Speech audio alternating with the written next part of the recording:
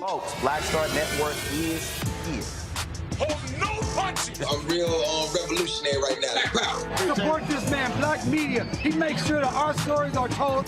Thank you for being the voice of Black America, Roland. Stay black. I love y'all. All momentum we have now, we have to keep this going. The video looks phenomenal. See, there's a difference between Black Star Network and Black-owned media and something like CNN. You can't be Black-owned media and be scared. It's time to be smart. Bring your eyeballs home. You dig?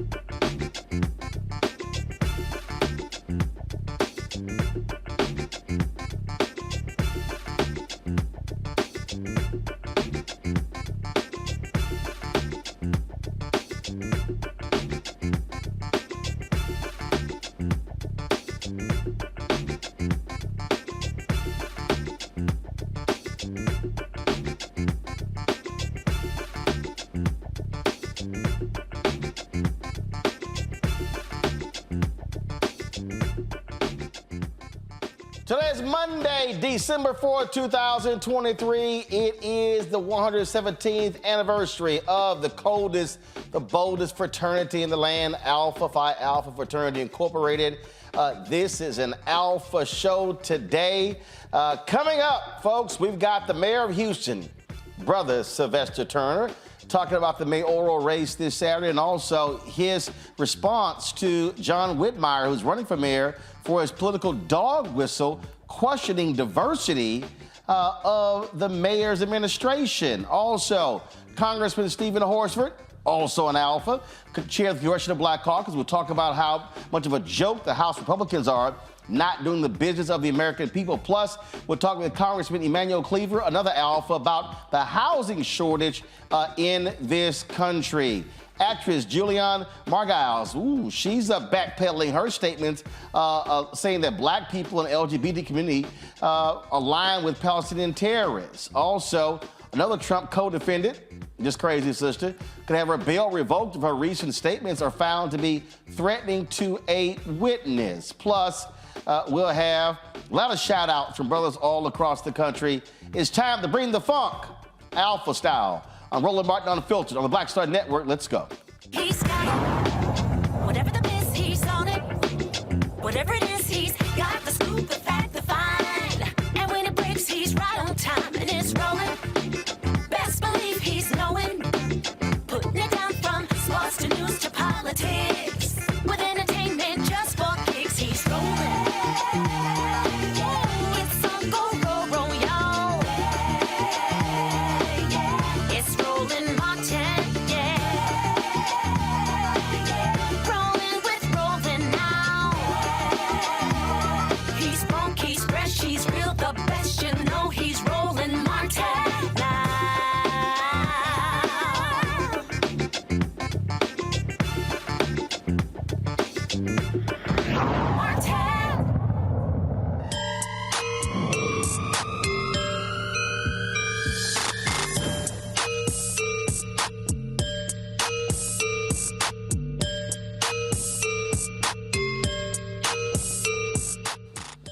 Folks, today is the anniversary of Alpha Phi Alpha Fraternity Incorporated, and so, of course, yours truly, 34-year member of the frat. And so we've got a jam-packed show for you. We're kicking things off out of Houston, where Mayor Sylvester Turner took some time in last week's city council meeting to address mayoral candidate, say Senator John Whitmire, for saying that Turner's administration was not diverse enough. Say what? So here's just a little of what the mayor had to say about Whitmire. Criticisms lodged by Senator John Whitmire, and I want to respond if you're going to attack this administration. And one of the criticisms was that there is no diversity with regards to, I guess, my top leaders at the city. That was a dog whistle. Because let me just say to you, with respect to Asians who are in top positions here at this city, as you know, I appointed Sanjay Ram as chair of Metro. First Asian, that's my appointment. I also appointed Carmen as the first woman chair of Metro. That was Kareem. That was my appointment. Priya Zachariah, chairs the Mayor's Office of Resilience and Sustainability, Asian. First, my appointment. And doing an outstanding job, I may say. If you all can recall, Tandri Emo, the first Asian woman to chair finance. Director, that was my appointment.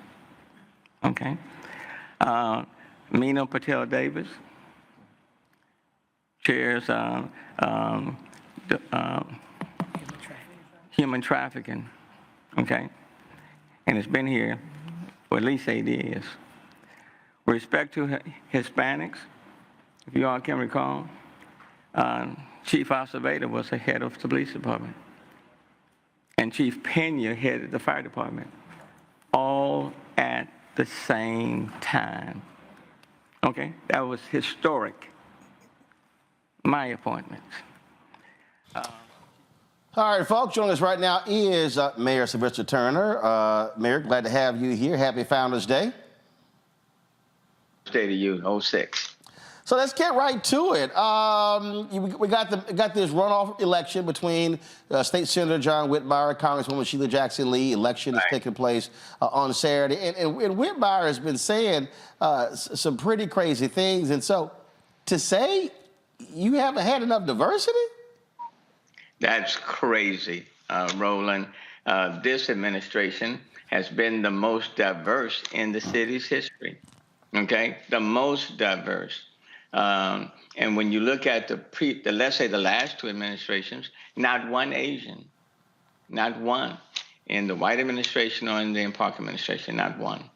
With respect to this administration, we have representations of Asians, African Americans, Anglos, Hispanics, LGBTQ, all in major positions. And as I indicated, what you just heard, when I came in, I named a Hispanic head of police and a Hispanic head of the fire department, both at the same time. That has never taken place in the history of this city. What, and then of course he tried to throw out corruption with regards to the contracts at the airports there, because the owner of Pappas is not happy that they were not a part of the winning bid at Houston's Hobby Airport.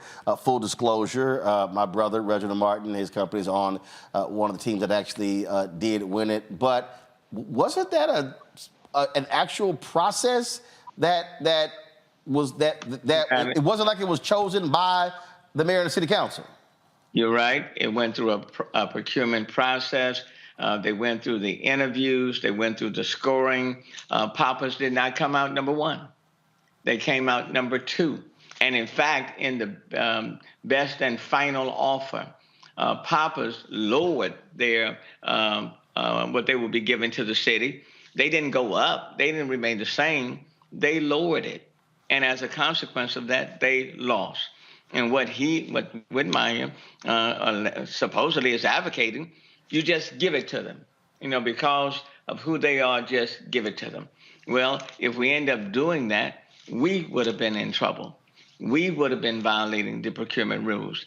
The people who got it are the people who scored number one. They won it. They came forward with the best bid, and they won it. And Pappas and no one else should be entitled or feel like they have an entitlement to remain just because they've been there for the previous 20 years. You have to compete, and you have to adhere to the procurement rules and policies and procedures. And that's what we did. And then the team that scored number one is over at the airport. You call this a political dog whistle. What's at play here? Well, it's the mayor's race. And it can go either way. It's close, and essentially, when you get in a debate on television, and you start saying, "Well, look at the people who are on the mayor's directors on his team. There are no Hispanics. There are no Asians." What are you implying? Number one, that's factually incorrect. Number two, you're making this and turning it into a racial issue. Are you saying there are too many blacks? And if you're saying that, then what is the quota? What number are you saying? But the reality is, this is a very diverse city. My administration has one of the most, if not the most diverse representation in the history of this city. And you will see people from all persuasions that are in key leadership positions here at the city of Houston. We're very proud of that. And quite frankly, up until him making that comment, I think most people in the city of Houston have been proud of the diversity that exists in the city, and the fact that we have key people of color, from the highest level to the mid-level, all the way down. And we're very proud of that. I saw a previous video as well. I think I don't know if he was speaking at a church or was a banquet, I'm not quite sure. And you said that in 8 years of mayor, you've never gotten a phone call from Senator Whitmire saying what kind of assistance do you need for the city of Houston in Austin. He has been in the state legislature for a very long time. You serve in the state legislature as well. And so I do find it peculiar that a state senator, there are only 31 in the whole state, that you never heard from a Houston state senator, and you're the mayor of the city. And that's a factual statement. That's a factual statement. We've gone through storms. We've gone through COVID, social civil unrest. The list goes on and on. In 8 years, I have faced 7 federally declared disasters. And I should say the city has faced them. And in those 8 years, the 2 mayoral candidates, only one has called me at least just one time and offered any support and gave any support. And that's been Congresswoman Sheila Jackson Lee.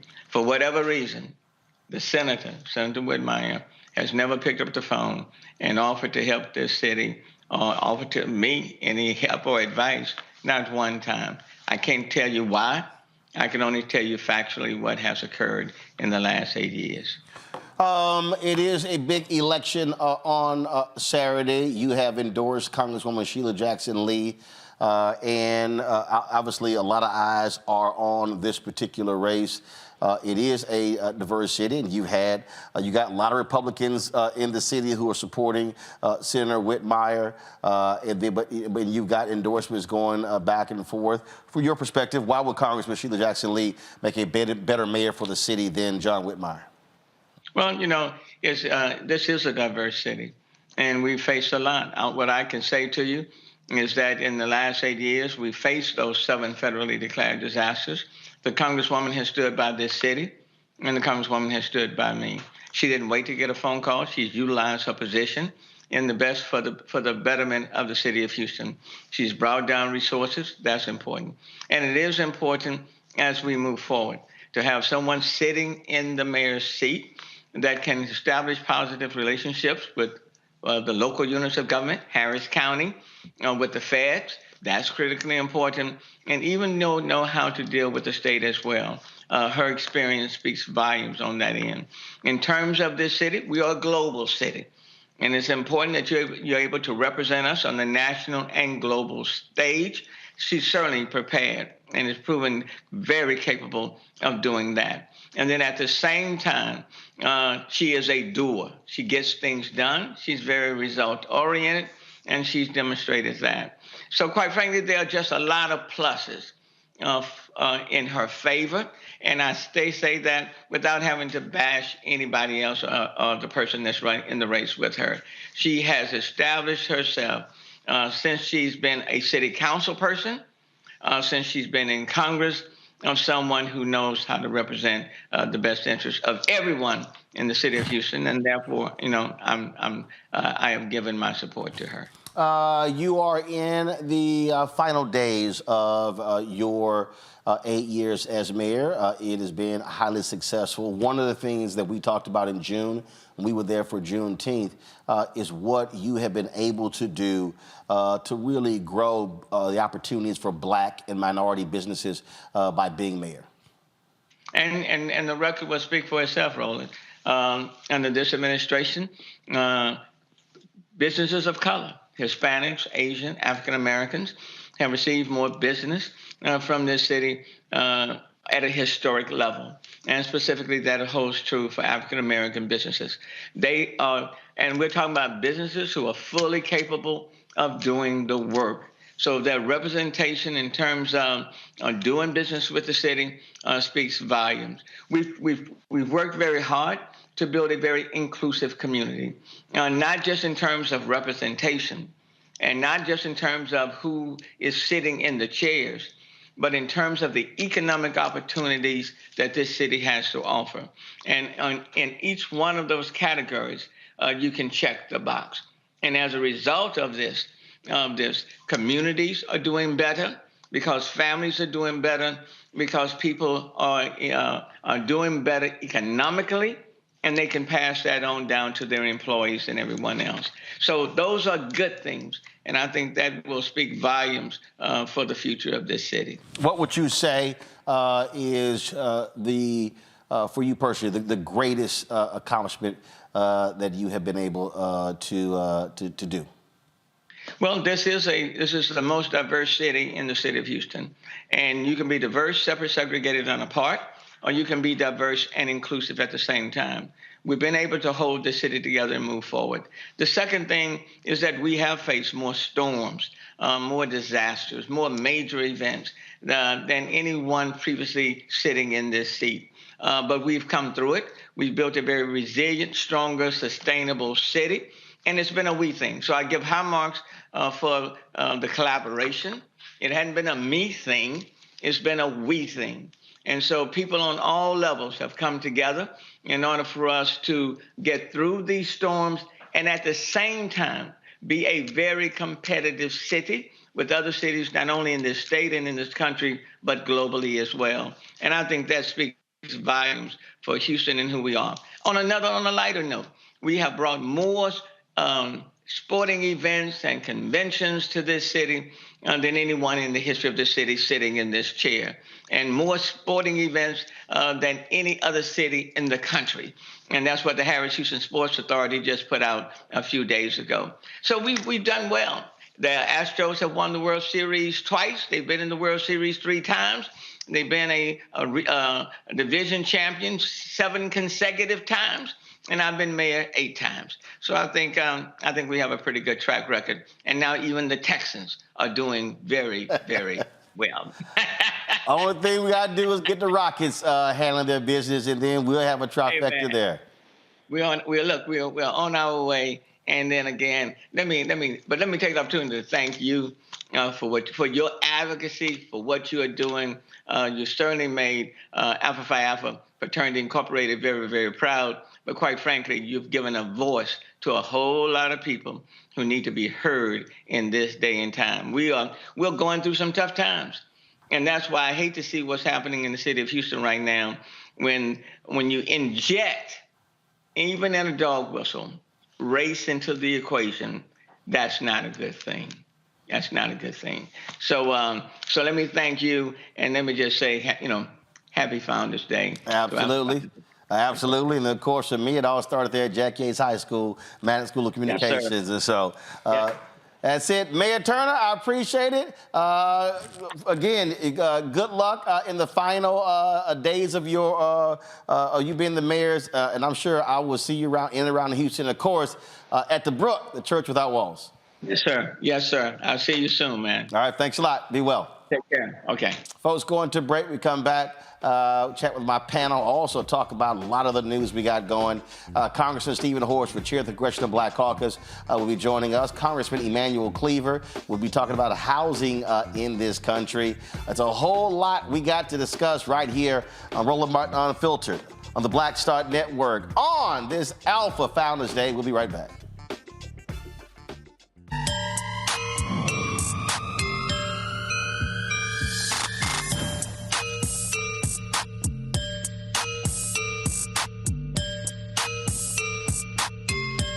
Hatred on the streets, a horrific scene, a white nationalist rally that descended into deadly violence.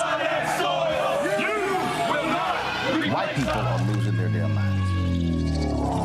As an angry pro-Trump mob storms the U.S. Capitol, we've seen shooting. We're about to see the rise of what I call white minority resistance. We have seen white folks in this country who simply cannot tolerate black folks voting. I think what we're seeing is the inevitable result of violent denial. This is part of American history. Every time that people of color have made progress, whether real or symbolic, there has been what Carol Anderson at Emory University calls white rage as a backlash. This is the rise of the Proud Boys and the Boogaloo Boys. America, there's going to be more of this. Here's all the Proud Boys, guys. This country is getting increasingly racist in its behaviors and its attitudes because of the fear of white people. The fear that they're taking our jobs, they're taking our resources, they're taking our women. This is white fear.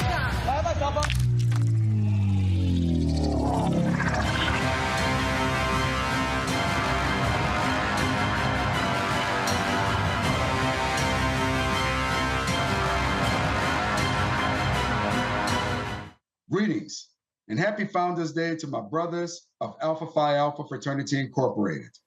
I'm Brother Mark Tillman, and I've had the honor and privilege of serving our fraternity as the 34th General President. Today, we celebrate 117 years of existence, founded on the campus of Cornell University. We remember and honor our 7 founders, the Jews of this fraternity. They are the architects of Alpha's ideals, aims, and mission. Remember to support and defend our right to vote. Remember to promote academic excellence and defend the right for equal education. And remember to serve and advocate for our communities to ensure equal opportunity for all. Happy Founders Day, my brothers. Enjoy this day.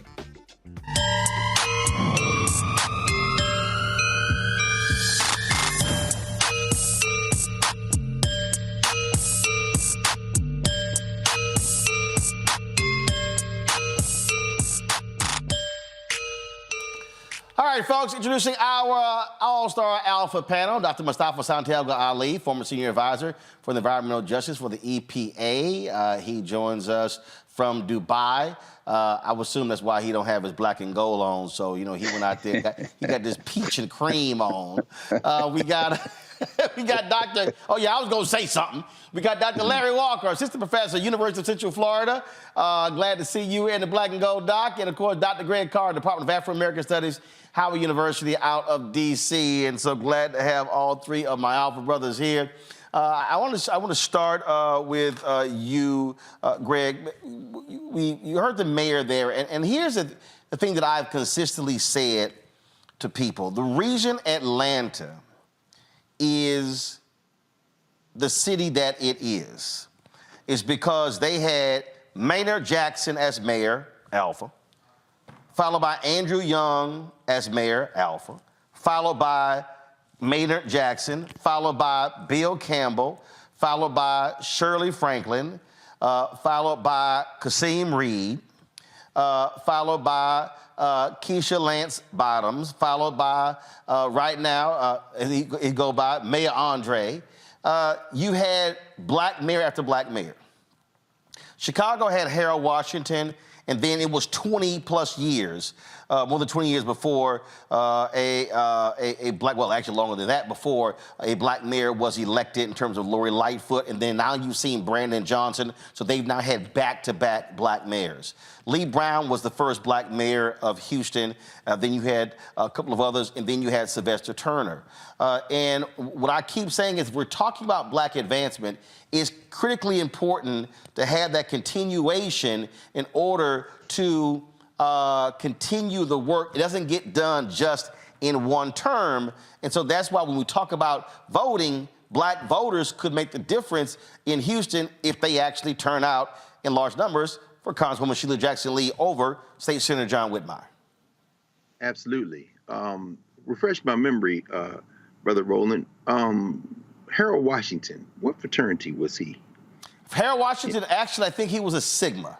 Was he? Okay, Yeah. I know Eugene Yeah. Sawyer was. Yeah. I mean, I was trying to remember. I guess we couldn't get everybody in. Harold Washington was a Sigma, and then we was Eugene Sawyer, who came after him on a temporary basis. Eugene Sawyer, he was an Alpha. He was an Alpha. That's right. Okay, thank you, brother. And the head of the Cook County Board of Commissioners, John Stroger, Alpha brother. Yes, sir. Yes, sir. Well, you know, it's interesting, Roland. We know this. You've taught us this history over and over again. There are limits to political power when resources have been deprived. People get resources deprived. We certainly see class tensions to this day in Atlanta. The Stop Cop City movement, that's on Andre's watch. The class kind of cleavages that emerged even in the Maynard Jackson administration. But that's an issue that is related but distinct. We have to have political power first to then begin to turn internally and solve these challenges. And what we're seeing here is that, yes, there's a robust black upper class and middle class in all these black cities, even as the black poor, along with the rest of the poor, are suffering. But what we have here in Houston is probably a preview to what we're going to see around the country and what we've always seen. When black folk, after the Voting Rights Act of 1965, as you always talk about, began to elect black power, put black people into elective office, that first wave of black politicians came in with a mandate to create the type of equitable society for everyone that would, of course, benefit us. You see Harold Washington's early plans, you see Maynard Jackson's early plans, and what those white boys did.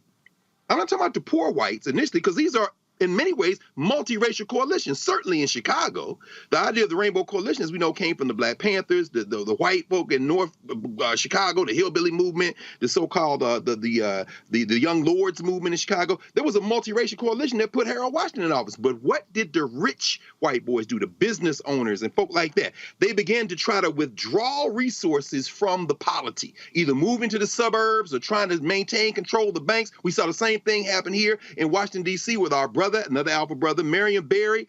And so black politicians find themselves hamstrung when resources are being starved. Now, this white nationalist in Houston, Harriman, his whole technique is the same technique they're following throughout Texas. We're going to starve y'all of resources. And then the dog whistles that he puts in is basically like, if you bring me, I'm going to talk to my white friends and these business owners, and we're going to put some more money back in the city. It's an old playbook. But now that Texas finally is majority non-white, now that white people make up the largest minority group in the state of Texas, what's going on in Houston is a preview to the playbook they're going to run until they are finally wrested power of across the country. This is what Sylvester Turner, this is what Sheila Jackson Lee, and everyone else is facing. And we've seen it before in all these cities that you mentioned. What Greg laid out there, Mustafa, I think is really important. And I'm just going to say what's happening here in Houston. People need to understand, Houston is the largest, Houston and Harris County, the largest city, largest county in the state. Republicans in Austin have been doing all they can to stifle Houston because it has gone blue. Well, guess what? Democrats control the Harris County Commissioners Court. You have a Latina who is the chair of the Harris County Commissioners. Here you have Houston, you have a black mayor. You got folks down there, white Republicans, we got to take back something in this city. I saw one poll that showed 88% of Republicans in Houston were supporting State Senator John Whitmire, who's actually a Democrat. And so when I laid out my book, White Fear, How the Browning of America is Making White Folks Lose Their Minds, this is about, again, power. And then who wields power. And what I keep saying over and over and over again, I'm going to keep saying it between now and next year's election and on to black people. If we are not properly leveraging our vote to the maximum capacity, then what we're doing is we're losing the opportunity to hold power, wield power, and drive change to our communities. Yeah, and we understand that power is correlated with making that positive change that you referenced inside of our communities, whether it is around education or housing or job opportunities. The list goes on. And Republicans there have made a decision that, the other candidate is actually the person whom will probably help them to hold on to that power. But we should unpack this. You need there in Houston a candidate who actually understands how the federal process works. Where are those resources in the federal system? How do you navigate that?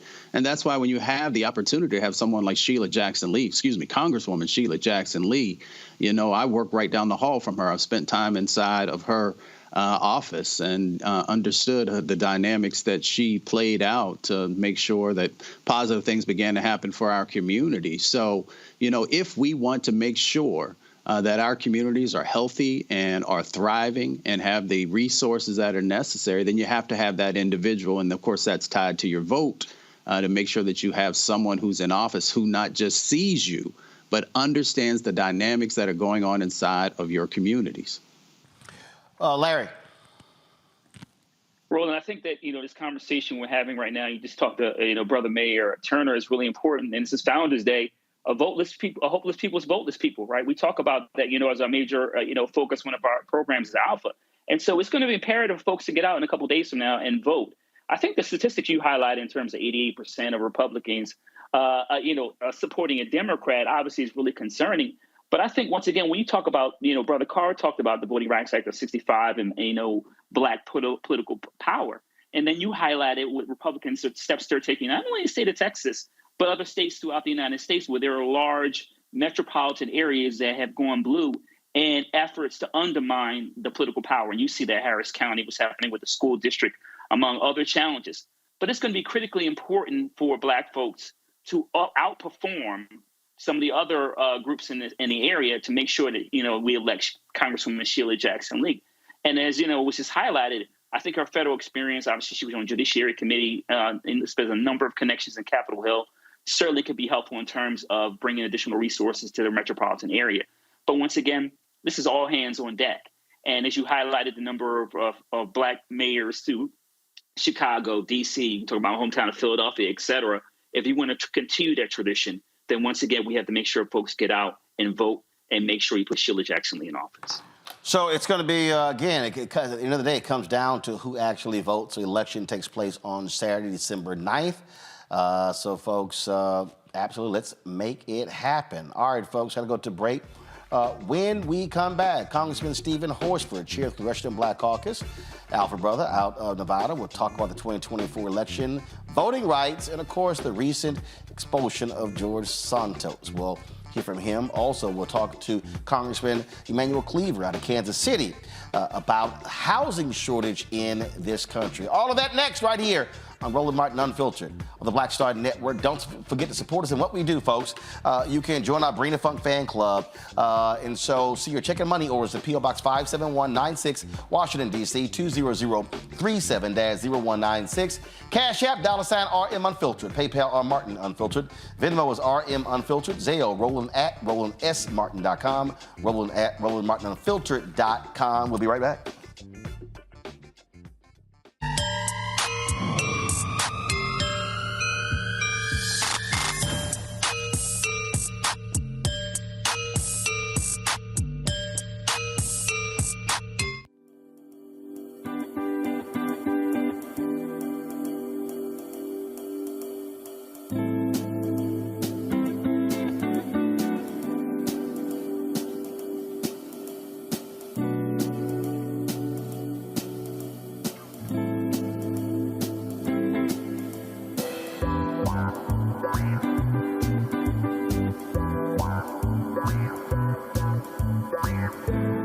Grow your business or career with Grow with Google's wide range of online courses, digital training, and tools. Gain in-demand job skills with flexible online training programs designed to put you on the fast track to jobs in high-growth fields. No experience is necessary. Learn at your own pace. Complete the online certificate program on your own terms. Stand out to employers, get on a path to in-demand jobs, and connect with top employers who are currently hiring. Take one professional career certificate program or all 6. Earn a Google Career Certificate to prepare for a job in a high-growth field like data analytics, project management, UX design, cybersecurity, and more. All professional career certificate programs must be completed by December 31st, 2024. Scan the QR code to complete the application. There are 1,000 scholarships available. Grow with Google and J. Hood and Associates. Be job ready and qualify for in-demand jobs. Happy Founders Day to the men of Alpha Phi Alpha.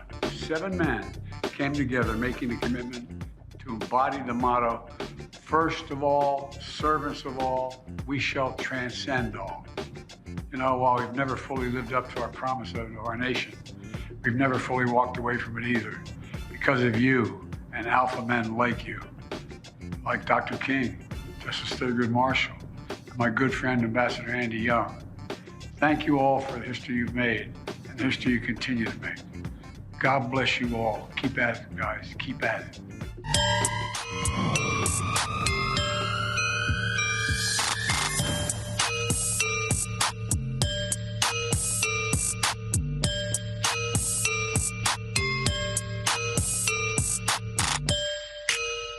All right, folks, welcome back. Greg, were you surprised by that video, Greg? I couldn't stop laughing, man. You know what it was, Roland. I saw Brother Wes Moore give his thing today on the Friday, but Joe Biden just cracks me up, man. No, but you know what? You know he's actually done a video for every D9 Founders Day. No question. Hey, look, Joe Biden know what side his bread is buttered on, man. It just cracks me up to hear why people. I mean, but I'm gonna tell you this here. I don't recall Obama doing greetings for every Founders Day. Well, I'm not sure. I give it to Biden staff. No, I definitely give it. See, that's called good staffing. I love all the people sitting there going, he out here. This is what cracks me up.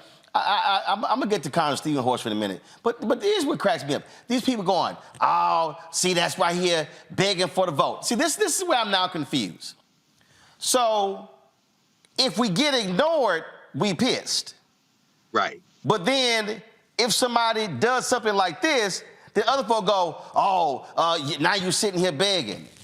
That's actually smart politics. Smart politics is that's what you do when you are, looking out for a group. Republicans do that for evangelicals. They do it for other groups. So it just kills me when you get people who are out there, and it's sort of like, damn if you do, damn if you don't. No question. And Obama, the Obamas are outliers. First of all, I doubt that Barack Obama was invited to a smoke or anything else when he was an undergrad at Occidental or even when he crossed the continent. And as far as Michelle Obama go, is it apocryphal? Have y'all heard the same story I heard that once it was clear that she could only join one sorority, she just turned down all the offers. Like, in other words, I could be an honorary member of all of them. So clearly y'all don't know how this works. We're all together. It's the Divine Nine, but you got to pick. So maybe the Obamas, but you're absolutely right. That's smart politics. And we know, as you know better than all of us, just how filthy the White House is with members of Alpha Phi Alpha and the Divine Nine. So they wasn't going to let him make no mistakes, brother. No question. Absolutely. Larry, on that point, this is one of the reasons why you have diverse staffs. This is one of the what people don't realize.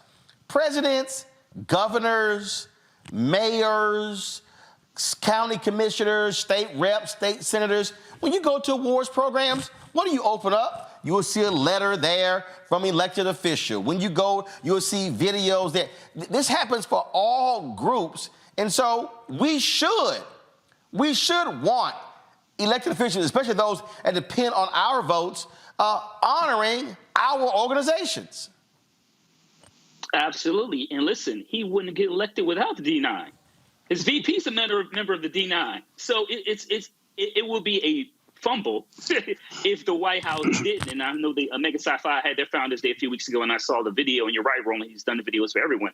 It is smart politics because, as we're well aware, we can talk about Dr. King and Brother Marshall, et cetera, in terms of Alpha, the impact Alpha men have had on this country, Du Bois, et cetera.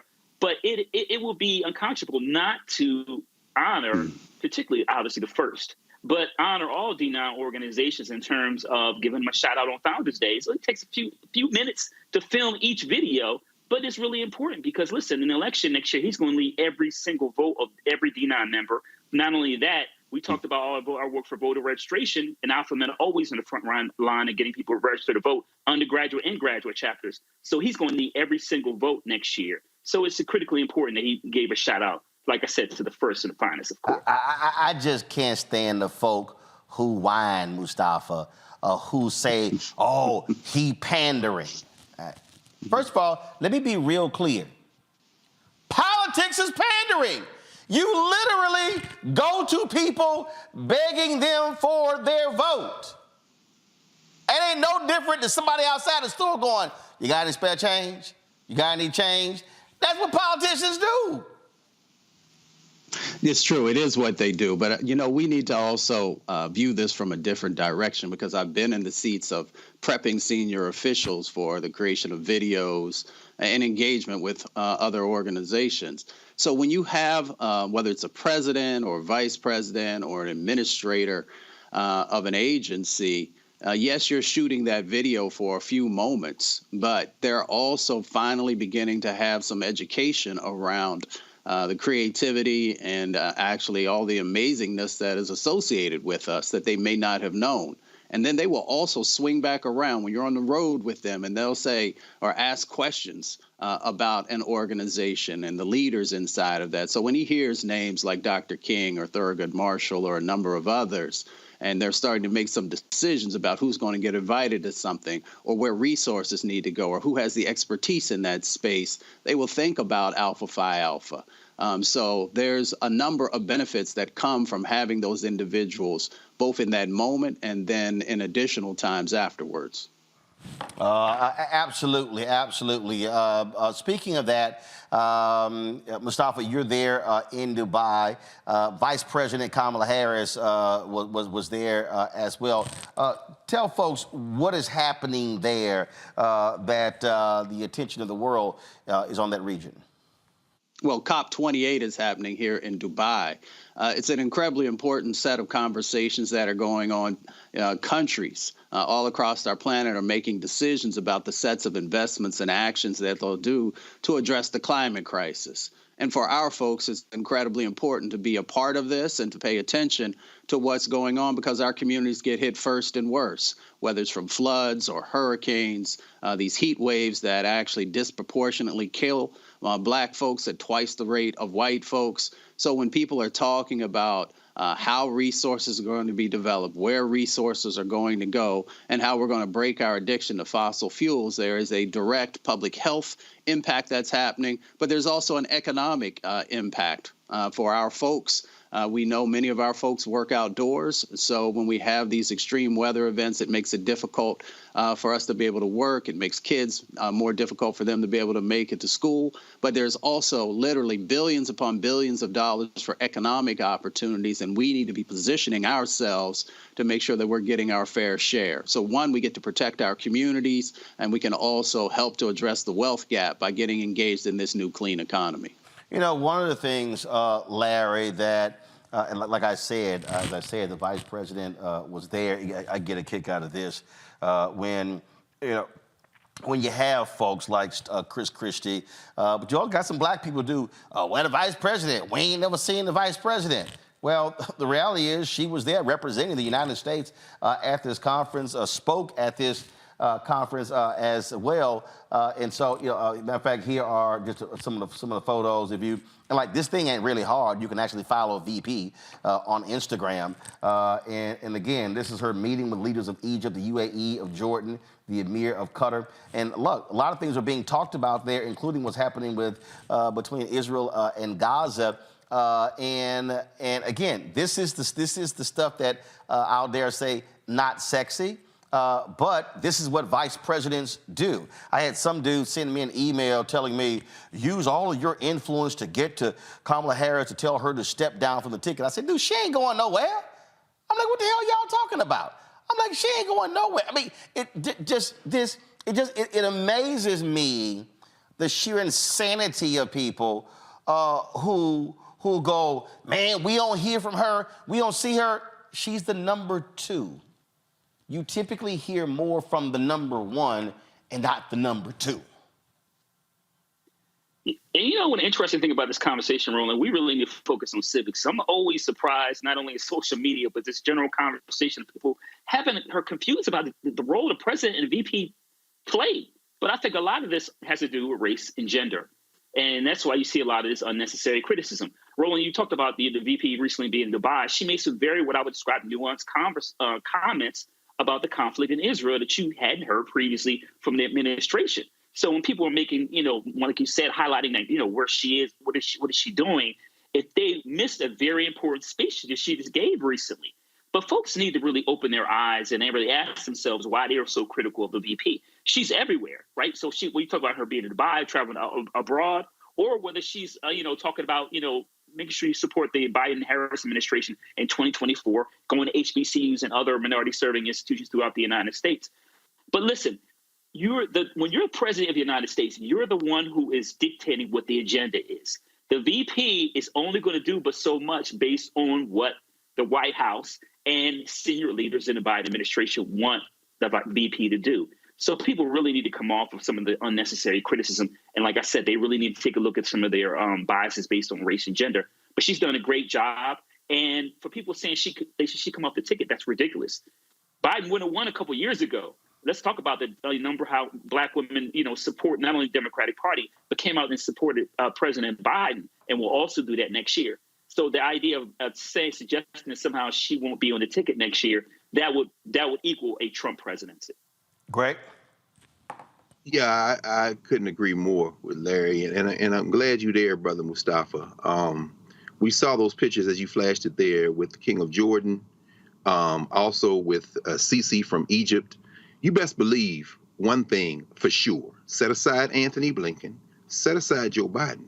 Kamala Harris is in the UAE, which means those conversations weren't just about climate change.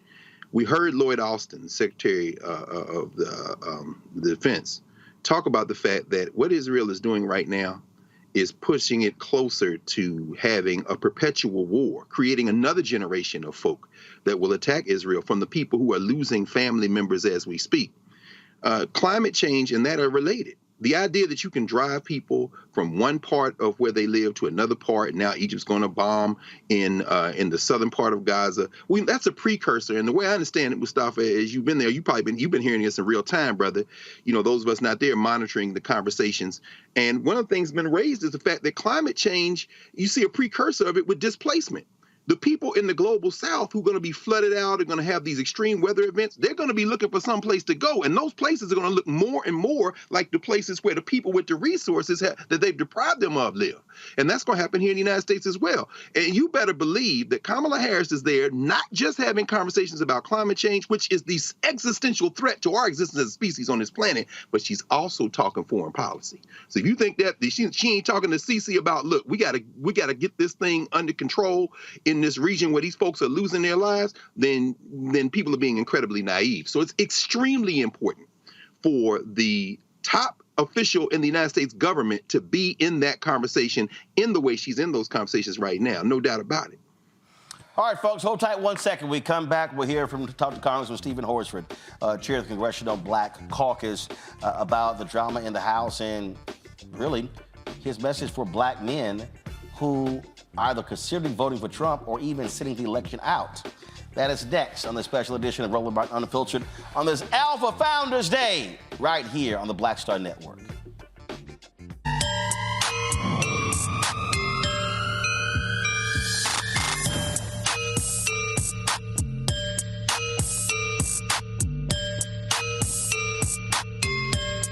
Next on the Black Table with me, Greg Carr.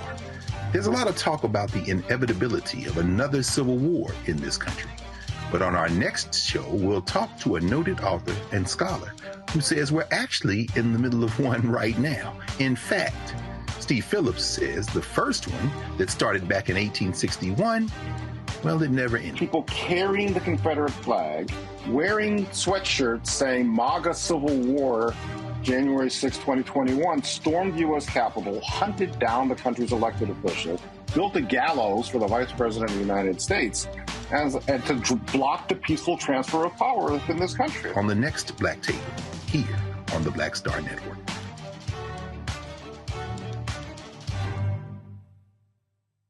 I'm Mark Morial. I was initiated in Alpha Phi Alpha fraternity, Psi chapter on April 23rd, 1977. And I want to say to all the brothers, happy Founders Day. On this Founders Day, we should remember our founders, those courageous 7 jewels, those pioneering young black men who on the campus of Cornell University created Alpha Phi Alpha fraternity. Manly deeds, scholarship, and love for all mankind continues to guide us. Happy birthday, Alpha Phi Alpha fraternity, and may our work go on, our cause endure, and the dream continue to live.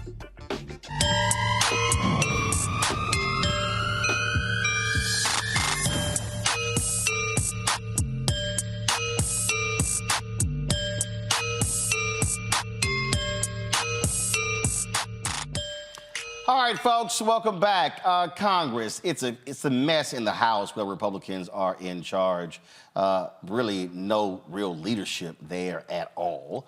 So I got a chance earlier to talk to Congressman Stephen Horsford about that. And we also talked about his message to black men who are looking to vote for Trump or sit this election out. Here's our conversation. Congressman Stephen Horsford, glad to have you here, Frat. Happy Founders Day. Happy Founders Day, Frat.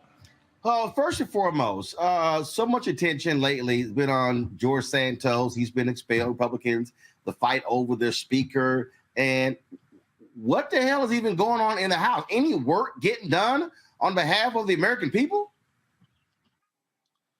This has been the least productive Congress led by MAGA Republicans. You know, even since the new speaker came in, he's done nothing to advance the agenda that Americans, families really care about: lowering cost, making our communities safer, creating better paying jobs, creating economic prosperity and wealth, particularly in Black and brown communities. So, you know, I'm proud of the leadership of Leader Jeffries and the unity of House Democrats. This week, in fact, we will be bringing forward through the Congressional Black Caucus a discharge petition on the Voting Rights Act. As you know, that this is the first time in 40 years Republicans have not worked with us to reauthorize the Voting Rights Act. And with all of the assaults on our democracy and the right to vote, we know that that is one of the most fundamental cornerstones of our democracy and something that our founders of Alpha Phi Alpha fraternity hold dear. Talk about what they have not done in the battle over the budget. They were pushing a number of different things that were going to have a negative impact on Black people. They were trying to literally get rid of AIDS funding that targets Black communities. They were trying to get rid of 80% of the funds going to women and children when it comes to food. They wanted to target, Pell Grant areas as well. I mean, my goodness, I try to walk people through all the time to get them to understand civics 101, and that is there are fundamental things that that Black people are impacted by, health as well, that are absolutely in danger if a MAGA Republican agenda moves forward in the House, the Senate, and if they win the White House in 2024. Well, you laid out some of the most critical issues. And look, I represent Las Vegas, Nevada's 4th congressional district. My constituents care deeply about their livelihood, their ability to make a living, the ability to afford a home, to be able to put their kids through school, and to make sure that we can retire in dignity. Under MAGA Republicans, their focus is to eliminate or defund or weaken Social Security and Medicare for seniors. Their agenda is to cut access to college affordability by making it harder for particularly first-generation students to pursue education, and deny access to education through extreme measures like eliminating access through affirmative action on our college and university campuses.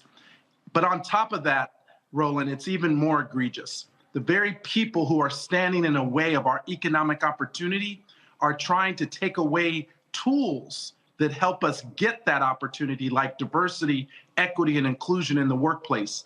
The lawsuits against the Fearless Fund, a venture capital fund that was started by 2 Black women entrepreneurs to do what? Provide funding to other Black women entrepreneurs. So these are the attacks that the other side is using against our opportunity. But we, as the Congressional Black Caucus and House Democrats largely, are working to hold the line against these attacks. And more importantly than that, cast a bolder vision for what we need to be doing in the next 4 years of a Biden-Harris administration and the work that Democrats in Congress need to do to make sure that that is made possible. You talk about the economic piece, and one of the things that again, trying to connect the dots when you talk about the Voting Rights Act, when you talk about representation that has an indirect impact on resources coming back to the Black community. When you look at Republicans doing all they could to stop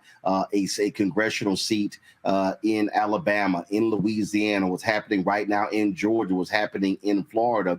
So they want to stop the advancement of Black power. And if you then look at the affirmative action ruling by the Supreme Court, want to stop that advancement, and then this is where I then say again to our audience, You can't act like the presidency and the Senate doesn't matter, because that's who confirms judges. And so I think so many people are frustrated. They say that things are not as well as they should be. But I simply argue that we have to do lots more of education so people really understand that who's in power in DC has a direct relationship with the type of benefit that comes back to our communities.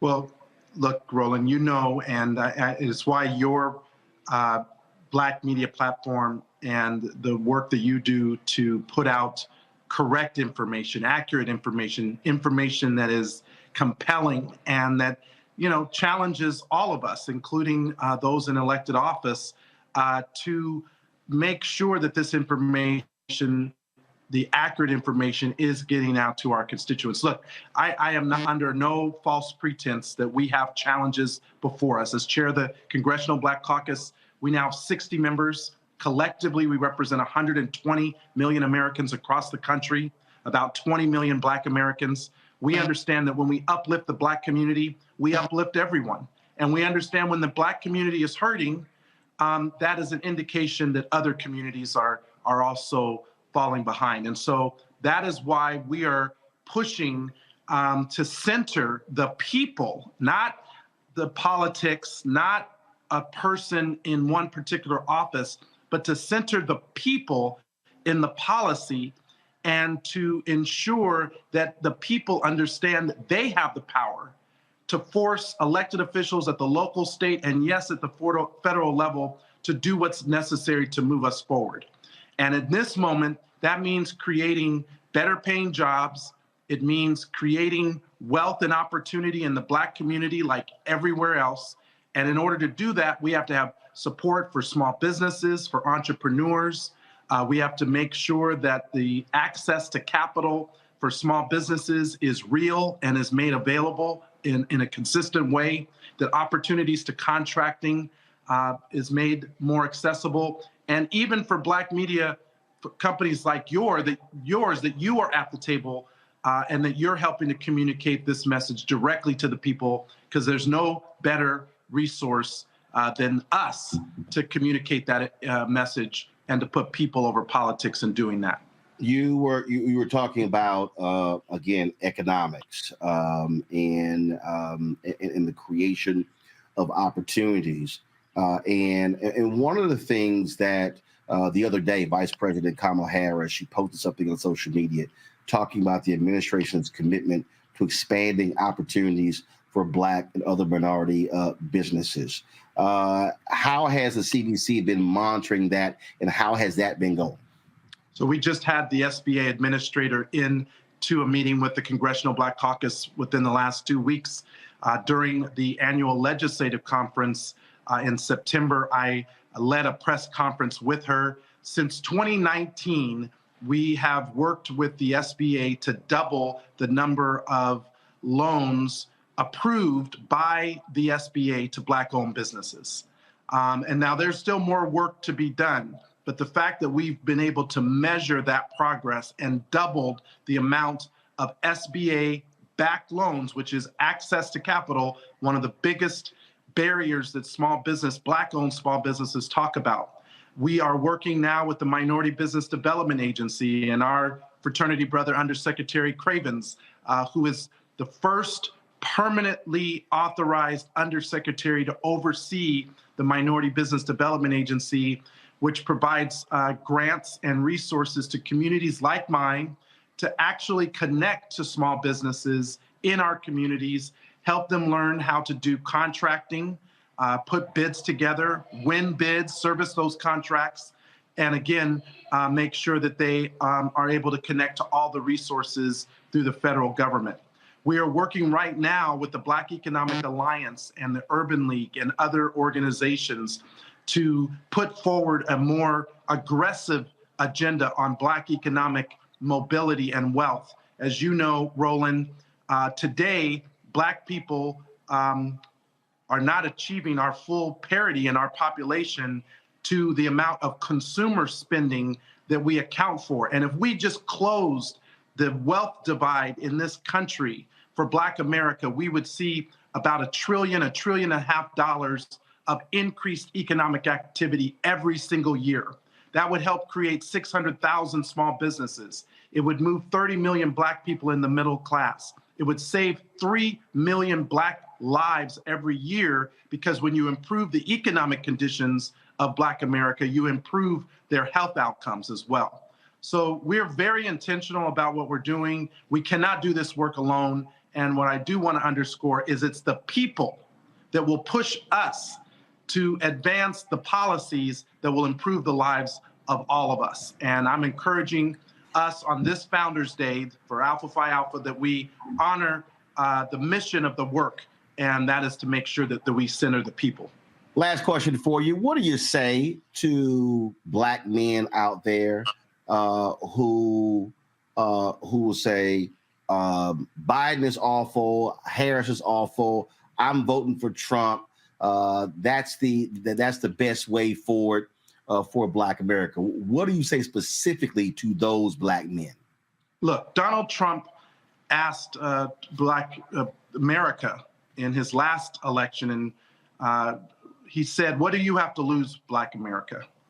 And then when he was running against Hillary Clinton, and then he got into office, he appointed an extreme 3 justices to the U.S. Supreme Court. And since then, the Supreme Court has answered the question for Black America: what do we have to lose? We have to lose our very existence as Black people.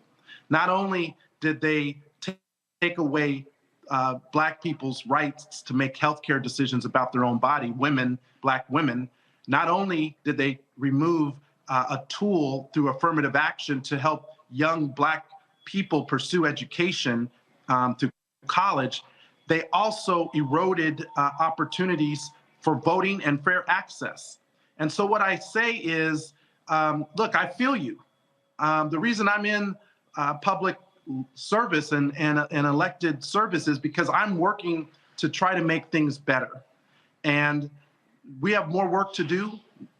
The administration that is in place now, the Biden-Harris administration, has worked with the Congressional Black Caucus based on the policies that the people told us they wanted. We passed the bipartisan infrastructure investment bill. We improved access for safer communities and have the most historic commitment on anti-violence funding, including community violence intervention. We are investing in bringing manufacturing jobs back to America through the CHIPS and Science Bill. And we are investing in addressing environmental injustice through the Inflation Reduction Act and the climate provisions that are being invested. Now we have to make sure that Black America and the rest of America feels those investments through jobs, through business opportunities, and to ensure direct investment in our community. So my message to Black men is, let's be counted. We have always helped to save our democracy in times past, and this will be no exception. Donald Trump asked us what we had to lose. We're not going to allow him to determine that for us. We will determine it for ourselves. Congressman Stephen Horsford, always glad to have you. Certainly appreciate it, bro. Enjoy Founders Day. Happy Founders Day. I know we're going to have a picture on the steps at the Capitol with some of the members and staff and interns, but happy Founders Day to the men of Alpha Phi Alpha Fraternity Incorporated. Love you. Thank you for everything that you do. Not only you, Roland, but the brothers all across the country. All right. Thanks a bunch. And the photo that he was talking about, they did take that photo. Give me 1 second. 1 second. Hopefully I can pull it up for you to actually see. This is the photo right here. Y'all have it on video playback. Go to the better photo. And so that's the photo there. CBC members, Capitol Hill staffers and workers as well. So good to see all the brothers who are doing the work. Going to a break, we come back. Congressman Emanuel Cleaver, chatted with him as well. We talked about housing in America. So many people really do not have an understanding of why rents have been going up. We're going to break it down for you. That is next right here on Roland Martin Unfiltered on the Black Star Network on the 117th anniversary of the founding of Alpha Phi Alpha Fraternity Incorporated. at Cornell University. First of all, service of all, we shall transcend all. We'll be right back.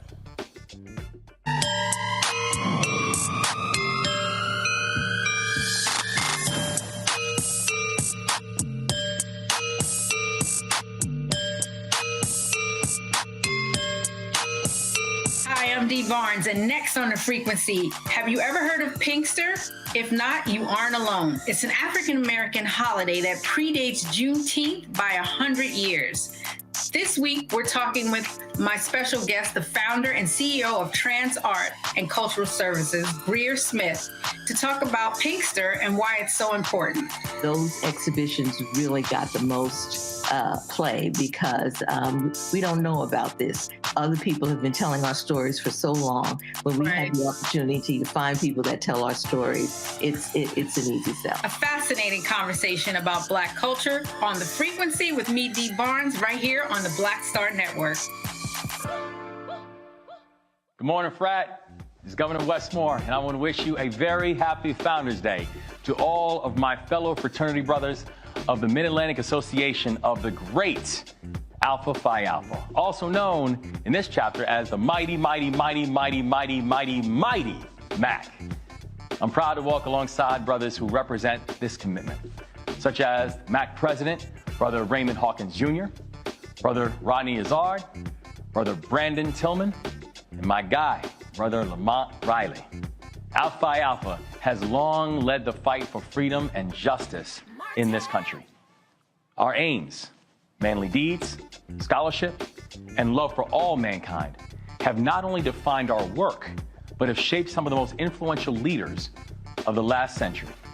I intend for my work to follow in the tradition of service, advocacy, and aiding humanity's downtrodden.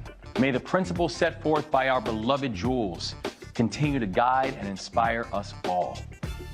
I want to personally thank you, the brothers of the mighty MAC, for your leadership and service in honoring our jewels, our ritual, and the banner of Alpha Phi Alpha.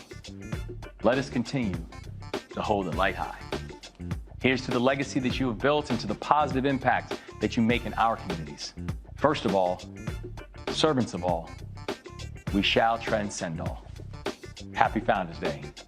A5. 06.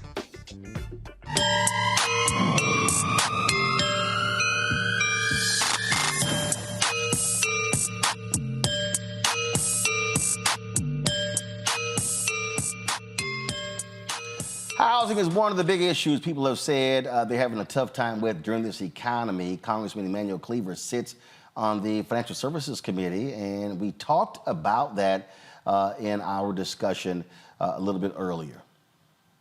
Congressman Cleaver, glad to have you here. So here's what I find to be just so interesting.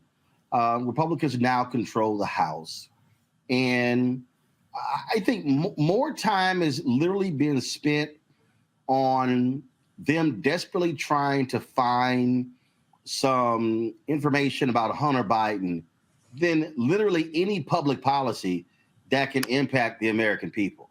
What I mean, what in the hell is going on in the House? Well, first of all, it's important for me to say that Donald Trump asked former Speaker Kevin McCarthy if he would undo his impeachment, or both of them. I'm not sure how you can undo an impeachment, but McCarthy couldn't do it even if he tried, and I don't think he even attempted to do it. And so he didn't do it. So he and Donald Trump had a falling out. So I believe, I don't have any evidence to go with this, but I feel very comfortable in saying this and not fearing anybody coming up with anything different, that Donald Trump asked Speaker Johnson if he would go after Biden, and I think he's going to do that, even though there's been no evidence of him doing anything wrong. His son is not in the administration. He's not associated with anything in the administration. He was not working in the White House, and somehow there's this continuing obsession with Hunter Biden. And so I think all of this is connected. we right now, we don't have aid for the Ukraine. We don't have aid for Israel. And we don't have any humanitarian aid for the Palestinians, nor do we have any way in which we can concentrate on doing something at the border that the Republicans say they are very much interested in, and they're always talking about impeaching Mayorkas, the Secretary of Homeland Security. So it's a messed up deal. It's really, and I hope the American people get a glimpse of this and raise the question that you just raised, which is, what are you about? I mean, what is your agenda? What do you want to do? And I don't think they can answer that question. No, I don't think they can answer that question. And I look at the child tax credit. I look at many of the safety net programs that were put in place during COVID. A lot of those are expiring. And so when you look at what is happening, there are people who are saying that they think the economy is not doing as well as it should. A lot of that has to do with a lot of those expiring programs in Congress that was providing benefits to many needy Americans. Yeah, especially the children's tax credit. That we were taking thousands and thousands of children and consequently families out of poverty with the child tax credit. The speaker seems to have no interest in it. I don't think anybody on the Republican side has done anything or said anything that would cause us to believe they can do it. Now, we have not passed, as I mentioned earlier, the supplemental legislation that we desperately need. But we're going to end up in a spot again where we were a few weeks ago, and that is, are we going to fund the government or not? And I just think it's right now an ugly situation that the American public ought to be furious about, because they're the ones who are going to get hurt. They're still over here majoring in minors, and the world is happening, and they are still living back in another era, an era going by, and at the expense of the American people. It's sad. One of the areas that I'm hearing lots of people complain about deals with affordable housing. And what we see is private equity is owning a whole lot of the housing stock in this country. We are seeing that the landlords are jacking up rent left and right because the demand is very high. And you have called on Congress to really lead a bipartisan effort to confront affordable housing in the country. Explain what it is you want to see Congress do to help Americans, especially African Americans, when it comes to housing. I'm glad you brought this up. Housing is always in the top 5 of the issues facing America that they want addressed. Always in the top 5 of whatever we need, what the country needs. I can say, had we approved Build Back Better, we would have had over $400 billion with a B that we were going to be able to deal with some of these problems, including, demolishing some of the housing that exists even in New York City and around the country. I mean, CUNY homes, for example, that you and I both are familiar with, and many of those buildings are 75 years old or more, and we lost that by 2 votes. Build Back Better, but we have to do this the housing another way. Number one, municipalities are going to have to enact city ordinances that will prevent these absentee landlords and these big corporations from coming into urban core, buying up land, and then building shanty housing on that land, and then charging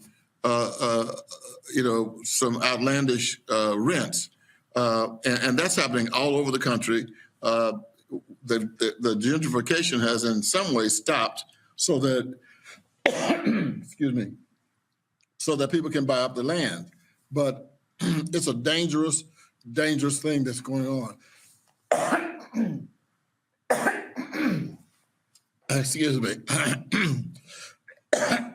I do think that we have legislation that if we could get it to the floor, would solve some of the problems, and some of the problems have been solved in another way with with credits that banks can use. And on that particular point there, and I've really spent a lot of time trying to walk people through what happened, and that is since the 1930s, we built the fewest number of homes between 2010 and 2020. And then now from 2020 to present day, we're still about 4 million under where we need to be. And when I explain that to people, I'm like, it's hard for people to understand. So when they say, well, Biden's to blame for this, Biden's to blame for the housing crisis, not realizing that it was the home foreclosure crisis in 2008 that led to the lack of building. And now 13 years later, 15 years later, it's caught up with us because we didn't build enough during those 10 years and now haven't built enough in the last 3 years. And so we're under about 4 million or so homes where we should be. That's why we're having this crisis. Absolutely. I'm so glad you mentioned that. I was on the committee, Financial Services Committee, it used to be called the Banking Committee, when all this went down. And I found out in my own congressional district that people didn't know what happened. They just said, well, the banks went bust. Well, that's not quite what happened.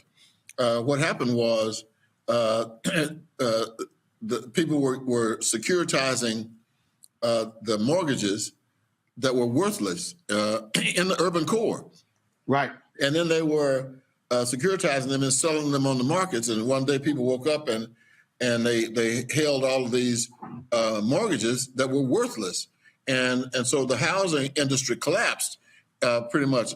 We were losing at one point nationally about 1,000 home foreclosures a day. And then it went up to about 4,000, I think, a week was what we were doing. Ultimately, we were losing these housing, and many of them have never come back online because people were losing jobs and losing homes, and so they have to start over. Well, if you have to start over, there's one thing that's going to start over with you, and that is your credit score. And so people who had nice paying jobs and who had a home and the credit score was high enough to purchase a home, they were locked out. I don't think people realize the devastation of the 2008 economic collapse. And we ended up, Black and brown people, ended up being hurt the most. We would, during our hearings, we would bring in leaders of the Urban League, for example. We had some of the national housing programs would come in and tell us exactly what's happening. We have something that was approved in 1977 called the Congressional Community Reinvestment Act, CRA, and what it does, and everybody needs to know this, your viewers need to know this, Community Reinvestment Act was done in 1977 to force banks who were trying to leave the urban core, and those who had left the urban core, they didn't want to make loans to the Black and brown people. So Congress, in its wisdom in 1977, passed what's called the Community Reinvestment Act, which means that banks, if they want to get, banks have to have a certain number of CRA scores, meaning that they had invested in housing, not housing, but they have to invest in something. And so when I became chair of the community of the housing committee subcommittee, what we did is we started working on trying to modernize CRA so that banks who need the credit in order for them to stay in business, they need to show that they've invested in the urban core, Community Reinvestment Act, and your listeners need to make sure that it's happening in their communities with the banks. Those banks were getting credit that they need to stay in business. And so what we just did is we worked with the Federal Reserve, we've worked with FDIC, the OCC, Office of Currency, and what we've done is expanded what these banks can get credit for, and it's in housing. So, and that's just been approved in the last 60 days. So we hope that in local communities, they will start raising the issue about the Community Reinvestment Act. The Office of the Comptroller of the Currency, the FDIC, the Federal Reserve, they all participated in developing these new components that would give banks credits that they have to have. They have to have, I don't care who they are, they have to have CRA. And now that CRA credit can be used for housing, and we've given them a lot of flexibility to do that. Now, a lot of those banks, and this is where I think Black and brown people get tricked. People, they say, the law says you have to invest in the urban core. So what they would do is buy tickets to the NAACP dinner. What they would do is spend some money on a parade. And what happens is they were using that as their CRA, which they have to have. We're saying, no, we want this going into the greatest need in the urban core right now, which is housing. That's right. And again, for people who don't get it, this is not covering for anybody. The President of the United States doesn't build homes. That's right. Private developers build homes. But when you look at the tax credits that are critically important to build homes, that plays a role in it. And again, folks just have to understand that we literally are in a 13-year hole because we didn't build enough homes. And the last time, we showed the chart on the show, the last time we built the fewest number of homes between 2010 and 2020 was in the 1930s. Jeez, well, I wasn't familiar with that statistic, but it doesn't surprise me because everybody needs a home, everybody. And so we had a lot of people who lost those homes, and in Black and brown families, that's usually the greatest investment they make in a lifetime. And it's also the way we create wealth because, many of the African Americans would pass their property on to their progeny, and so they end up with a home that they already own. And we got hurt badly because even after the COVID crisis ended, right, we had difficulty buying supplies to do the building. So Congressman, here's 1920 to 1929, we built 4.16 million homes. 30 to 39, 2.67. 40 to 49, 4.79. Then it was 10.08, 9.49, 12.37, 12.14, 12.49, 14.56 between 2000 and 2009. 2010 to 2019, 6.9 million homes built. That was the lowest number since 1940 to 49. So we built 8 million fewer homes from the previous decade. That's why we're in the hole we're in right now. And that's why these tax credits, this bill that you're talking about, the House needs to pass it, because we build more homes. That now increases the stock, and then the demand, that's now going to cause those rents to stabilize, because with so few homes, they can just keep jacking them up, and folks got no choice but to pay them. Yeah, no choice. Yep. Because we're not going to have a lot of options economically, because the further you move away from downtown, the greater the cost. And we have gotten bludgeoned because the supply lines were clogged. And I have a friend who's building homes in Kansas City. And what started out before COVID to have been homes that someone could buy at $200,000. We're talking about the Midwest, not like Washington, where it's a lot more expensive. Yeah. But now those homes are costing $25,000 more for each one of them. Yeah, and again, for people who don't know, since 2006, home construction has decreased by 55% nationwide. That is what you're talking about. Yeah, and it's look, we want to leave our children something, and a home is one of the best things we can leave them. So if you think about it right now, with what those numbers you just gave, which are frightening, we've got a lot of work to do, and we can't do it all here in Washington. Now I'm going to certainly use some statistics I got from you, but for people in local communities, they got to go out and start demanding this. Yeah. My committee has met probably twice in the last year. And one of the top problems that facing this country, housing, and the housing subcommittee has met twice, I think. That's crazy. That's crazy. Congressman, first of all, thanks for joining us. Happy Founders Day. Happy Founders Day. We got brothers all throughout the show. We appreciate you joining us today. Thanks a lot. All right, good to be with you. All right, be well. Larry, I want to start with you. I mean, what I tried to lay out there, and again, I get it. People aren't fully understanding these type of things, but the reality is this here. To understand the housing demand, it can't just be, oh, they're jacking up, interest rates. But even with that, interest rates were actually artificially low for way too long. And I know somebody's watching my saying, oh, man, you can afford these things. After the housing crisis in 2008, in order for the economy to recover, they brought those interest rates down. We literally had damn near 0% interest rates from 2009 to last year. You don't go that long with that, and so the reality is, if you don't keep up, again, go back to the stat, y'all. This is the graphic I showed. Population growth has outpaced home construction for 20 years.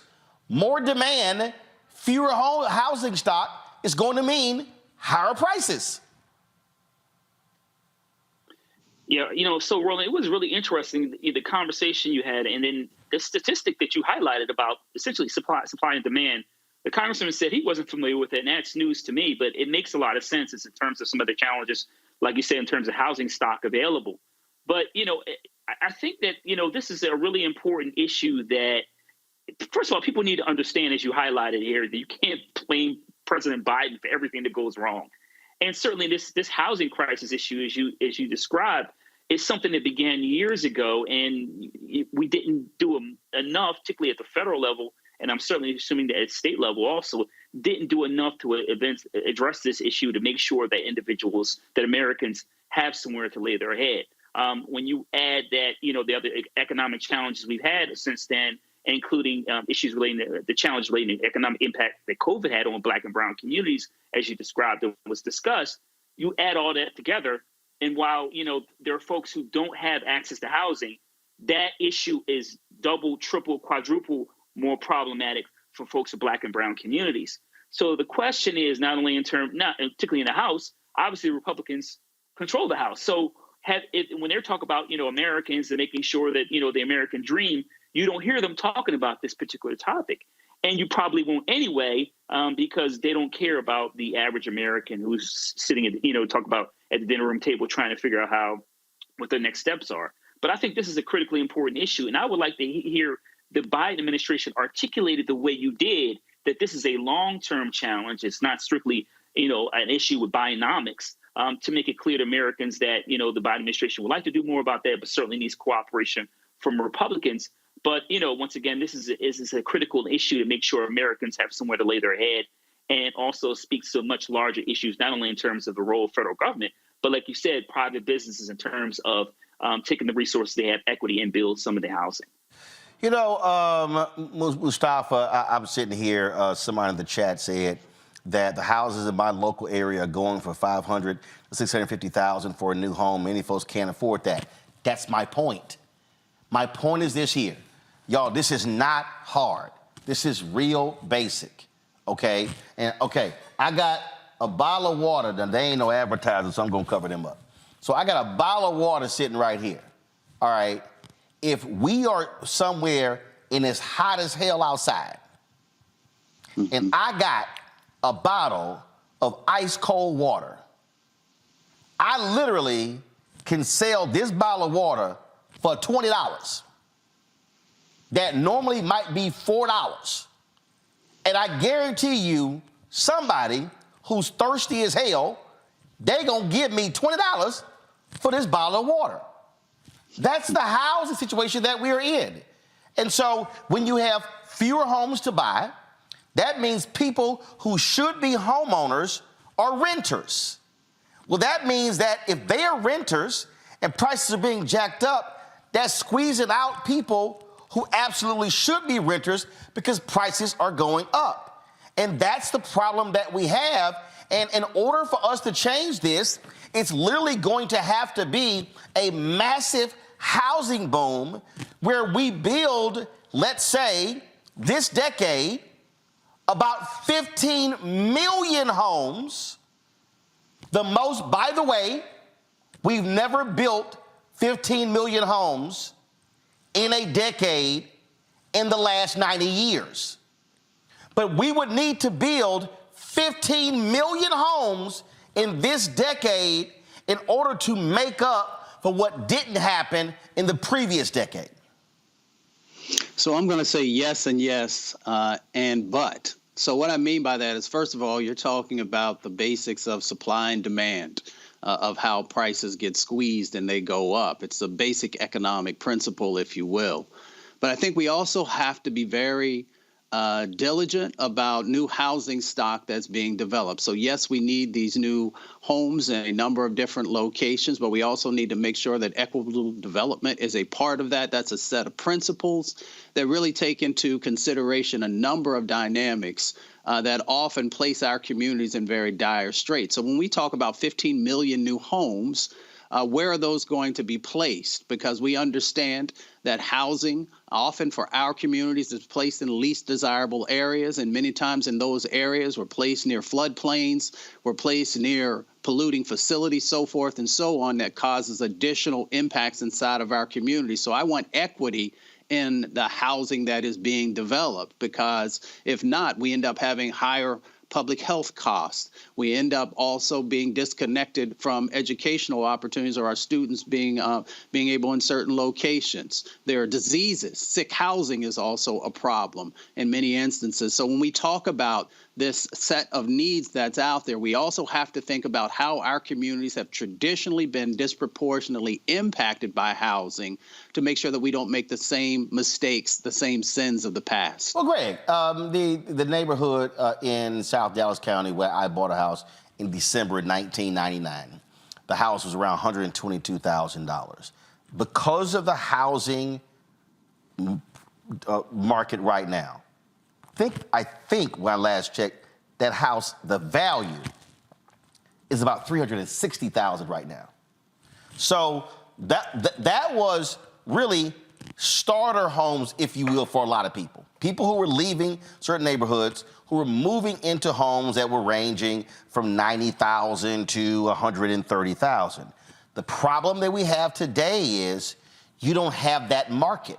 The problem is places where homes should be normally 150, 175, right now they're literally 250, 275 because of the lack of housing. And as I said to Congressman Cleaver, presidents don't build houses. They don't. And so then I had somebody to say, well, Roland, that's not the reason for the price demand. Yes, it is. In this, where we are right now, and I know other examples, landlords raise the rent to force some people to leave in order to bring other folks in at a higher amount. That's actually what happens.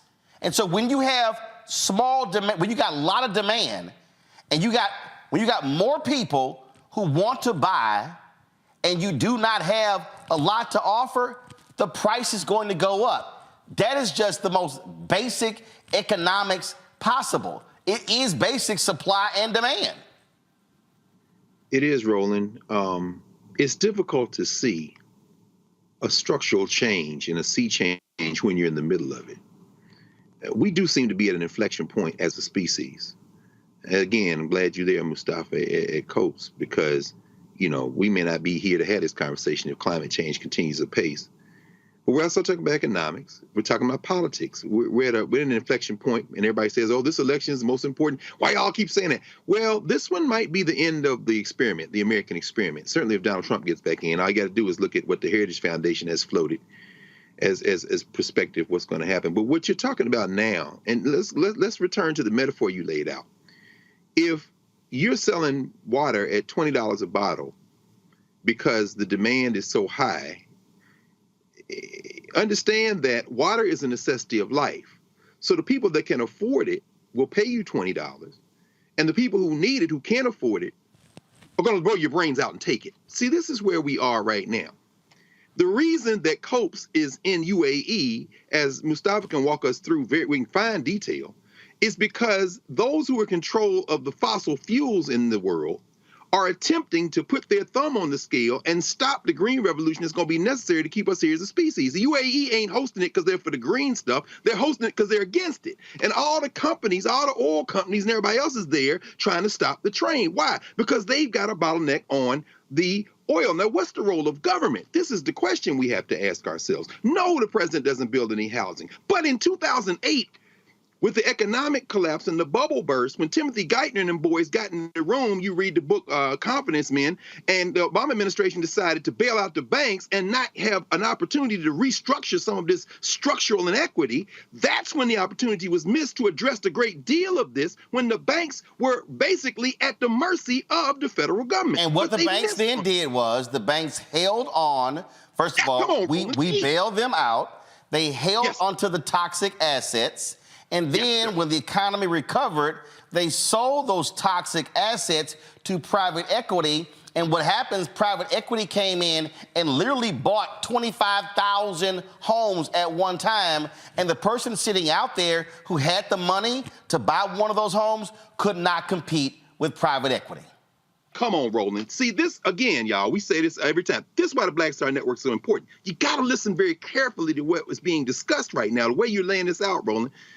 You know, you're sitting not even 2 blocks from the White House, right there in that studio.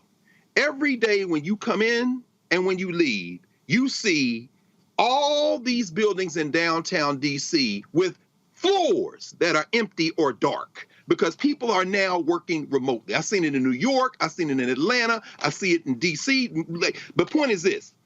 What we can't see, because we're too up really close in it, we're at a structural moment of change in this country and in the world as it relates to even real estate.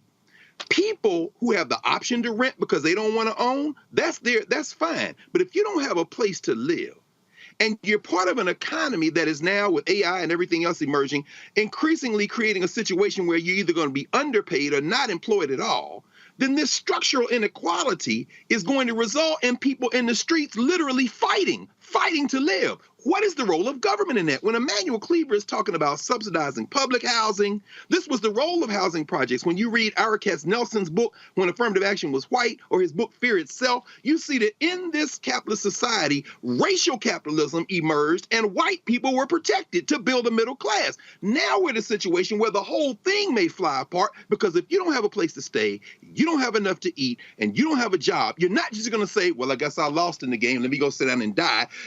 As a brother told me at Temple one time 20 years ago, he said, man, I just lost my job. What you gonna do, bro? Well, I'm gonna take this last check and buy a pistol and a ski mask. The point is that government has to intervene to slow down some of this unregulated monopoly capitalism. And I really don't know how we approach this without dealing with it structurally, the way you kind of began to walk Brother Congressman Cleaver through that. Because other than that, reckless capitalism is going to ultimately accrue to the detriment of not just the poor, but the rich who kind of hide from the poor as well. You have people spending 40 to 50% of their monthly intake on homes. That simply is not sustainable. So the supply has to be dramatically increased. And the way government does that is when government offers tax credits to builders to build. And that's why there's that bill Congressman Cleaver is talking about has 186 co-sponsors, Republican and Democrat. They just got to move on it, but they're busy with Hunter Biden. And that's part of the problem right there. And let's be clear, Republicans are not necessarily the ones who are standing up for affordable and low-income housing. That's right. Period. All right, going to a break. We back. Talk with Lamont King, who joins us from an Alpha gathering at Bowie State. That boy, you still in college? Lord have mercy, Lamont. It's time for you to go. You that 20-year plan. That's what Omegas do. All right, we'll be right back on Roland Martin Unfiltered on the Black Star Network.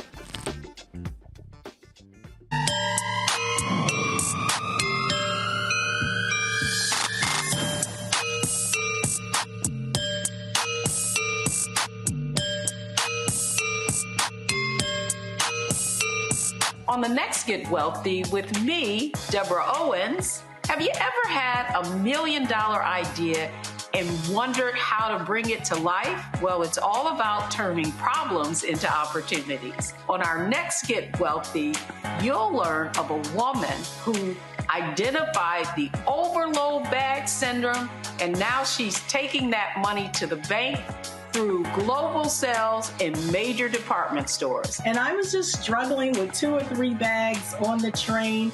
And I looked around on the train and I said, you know what? There are a lot of women that are carrying two or 3 bags. That's right here on Get Wealthy, only on Black Star Network.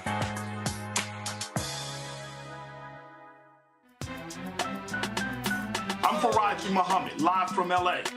And this is The Culture. The Culture is a two-way conversation. You and me. We talk about the stories, politics, the good, the bad, and the downright ugly. So join our community every day at 3 p.m. Eastern and let your voice be heard. Hey, we're all in this together. So let's talk about it and see what kind of trouble we can get into. It's The Culture, weekdays at 3, only on the Black Star Network. Happy Founders Day, brothers. I've been a member of Alpha Phi Alpha for over 40 years and continue to be impressed with the way that we individually and collectively deliver our best selves to our communities, living up to our motto, first of all, servants of all, we shall transcend all. Let's continue to drive our organization forward, thrive under the light, and hold it high. Happy Founders Day.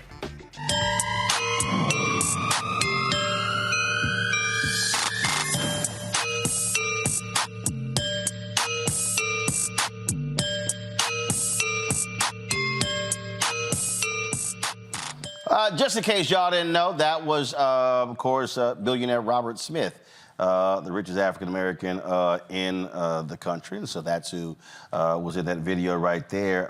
I'm trying to show y'all something. Give me a second. Hopefully I can pull this up. Give me a second right here. This is, I was just sent this here, which I thought is pretty cool. So I wanted to show y'all. This is an image of New York's Freedom Tower. So this is what it looks like tonight in New York City. That's how we roll. That's how we roll. All right, y'all. Next guest is comedian Lamont King. He joins us. Lamont, where you at? You somewhere with the brothers at Bowie State? Where you at? So I'm in Prince George's County, Maryland. I'm at a spot in Bowie called Party HQ. We're doing a Founders Roundup. There's several alumni chapters, son of undergrad chapters. You see the room. About 300-400 people in here. It's a big deal. A lot of leadership from the fraternity HQ is here, so it's a big deal. Only one listening to you. Well, it's obviously loud because I can barely hear you. I'm gonna go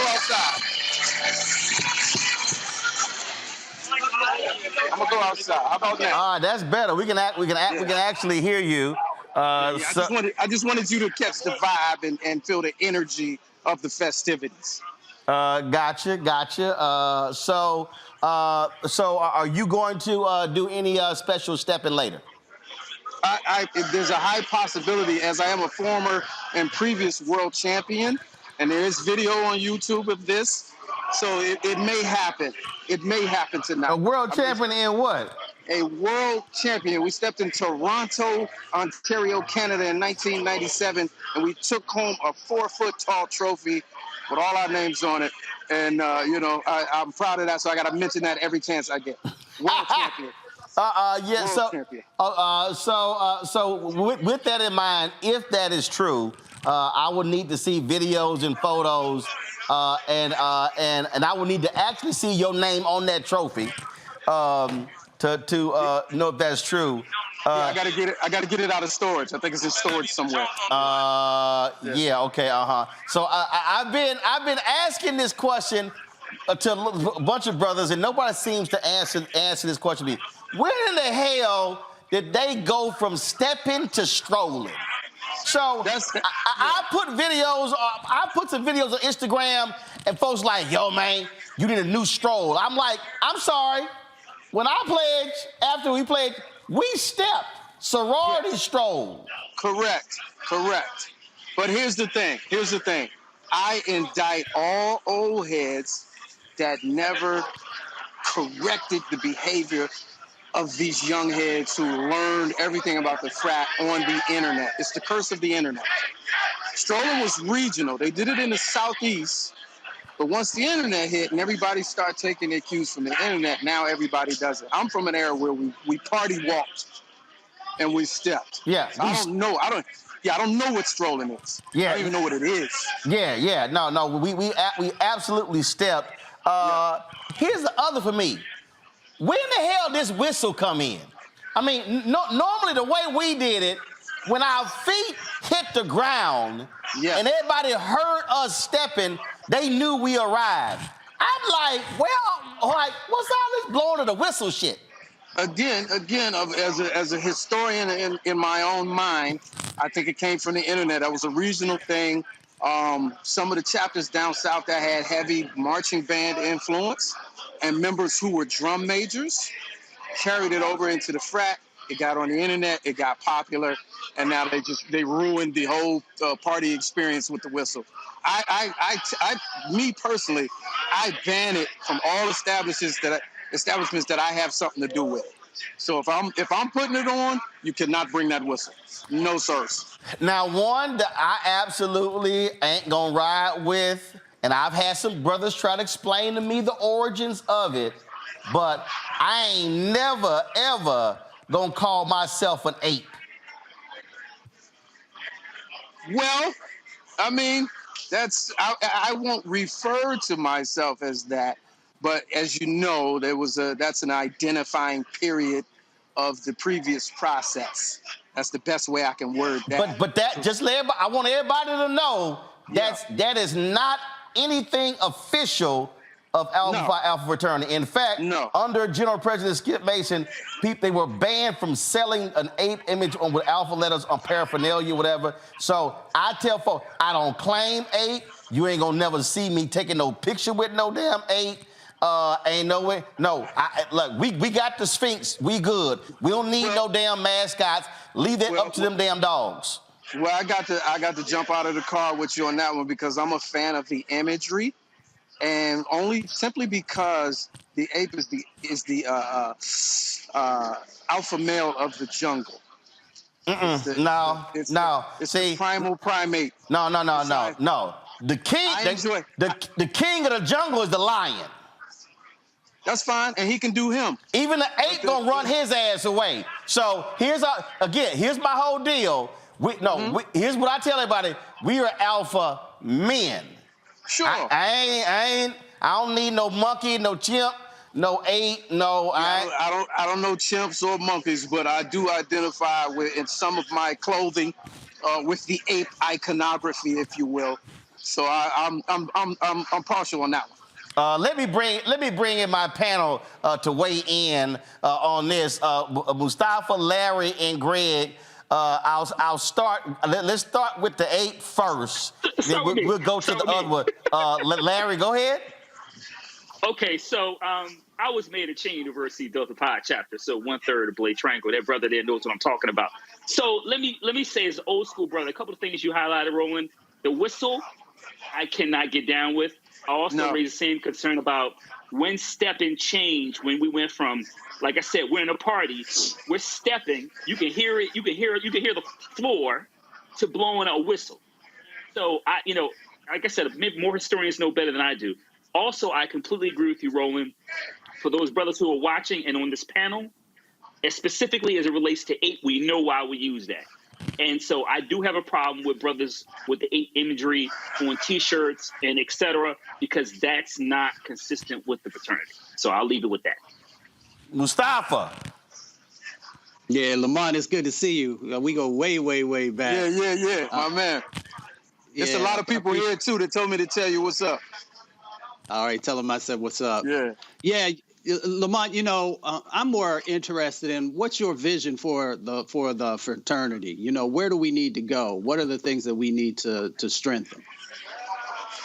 So that's a great question. We have these conversations all the time. I have a mantra about me that goes, it's bigger than letters, right? And I believe any vision that we need to have or can have or should have has to be a collective vision. We are too many and too powerful in all of the D9 and all of the other civic associations, fraternal organizations that we are a part of, to not have a stronghold on political activism. There's just too many of us. And so my vision would be for, as a collective across the D9, we have to really come with a real game plan that everybody can buy into. Because when I got into the organization, it was to be a part of something greater than myself. So if that something greater than myself is not making real moves, is not impacting, not pushing the needle, and just serving surface level rhetoric, it's not going to get us anywhere. So that would be my vision. Collective work and responsibility as a whole. All right, Greg, you can weigh in on the step in the whistle and the 8. Oh, brother, look, it's always good to hear Brother Lamont, man. It's good to hear you, Frat. Hey, likewise, Baba. Yes, sir. Yes, sir. Man, on the stroll, yeah, I don't know nothing about that. I came in and paid on April 1985, man. I'm coming up on my 40th year in a couple of years, and that ain't how we did it. My man Mario Beatty, he was on faculty at Howard and the campus advisor for Beta chapter. He was the step master at a mine of Ohio. Master. Right. No question, not the stroll master. When it comes to the 8, brother, I had to say this. You know, I'm first in my family to go to college. I didn't know anything about fraternities and sororities. My best friend in Tennessee State Marching Band wanted to be a Sigma, so I went with him in the summer before school started. We were at band practice. We went to the library, and they looking at the Sigma history book, and I seen the rest of them. I saw that Sphinx on the cover of the Alpha book. I said, let me see that one. And when I saw Martin Luther King and Paul Robeson and Duke Ellington and Jesse Owens and Charles Hamilton Houston, Thurgood Marshall, I said, okay, can you be in more than one of these? And they said, no, you got to be in one. I said, well, who's in y'all's book then? Because everybody I know is in this book. And that's when I wanted to be out. So the Sphinx, like Roland said, the Sphinx was the image. Now, I must confess, because, you know, I played back in, I guess, what would be considered the old days, the ancient days, like the rest of us old heads in here. I do have a plastic banana that was around my neck, and some of y'all know I'm talking. It's around there in the back. But my point is, the ape in African culture, when you talk about the baboons, that was considered a symbol of high intelligence in ancient Egypt. The ape has a significance beyond this notion of brute strength for African people. Is one of the most intelligent animals. And all that having been said, you will never, ever catch me with a gorilla on my shirt. I'll end with that. That's all I'm gonna say. And there you go. All right, Lamont, I appreciate it. Tell all the brothers what's up. Y'all have a great time. And I got some ape shirts for all 4 of y'all. I'm getting them made tomorrow. I'm sending them to all 4 of y'all. And guess what? I'm sure it will burn very well in my fireplace. All right, y'all. All right, Lamont, appreciate it. All right, folks, when we come back, we're going to chat with Hill Harper, of course, Alpha brother. He's running for the United States Senate in Michigan. We're going to catch up with him. He's at the Alpha House in Detroit. It's going to be good chatting with him. Going to the break here. So I saw this here. This was a rap that some young brothers put out. The Alphas put this out on Instagram, and so I was like, "Oh, we got to share this on the show." We'll play this here. Going to break. You're watching Roland Martin Unfiltered right here on the Black Star Network. Wiggity, hold up, let me go on and make my way. It's the Founders Day of my frat, A5A. If you ain't know that, yeah, we the first and the oldest. Let me correct that, bruh, we the first and the coldest. When you step on the yard, just know we own this. We built it brick by brick since 1906. Check the history facts and look at what we demonstrated. How we copy anybody. We the ones originated. Take him to school like lean on me. And that's OCCJKMOT. And when you see D, you know we ain't free. We got MLK, WEB. I mean, look at the boy, we gon' be alright. If I named every alpha, we be here all night. You see that black and all gold through them neon lights. If I ask her who she with, she say she want ice. Only time our heads down after singing the hymn. Competition with who? We ain't competing again. If it's something that's stuck and we keeping the win. Cause without us, boy, it wouldn't be no them. Yeah. Alpha Phi Alpha Fraternity Incorporated develops leaders, promotes brotherhood and academic excellence while providing service and advocacy for our communities. Check your facts.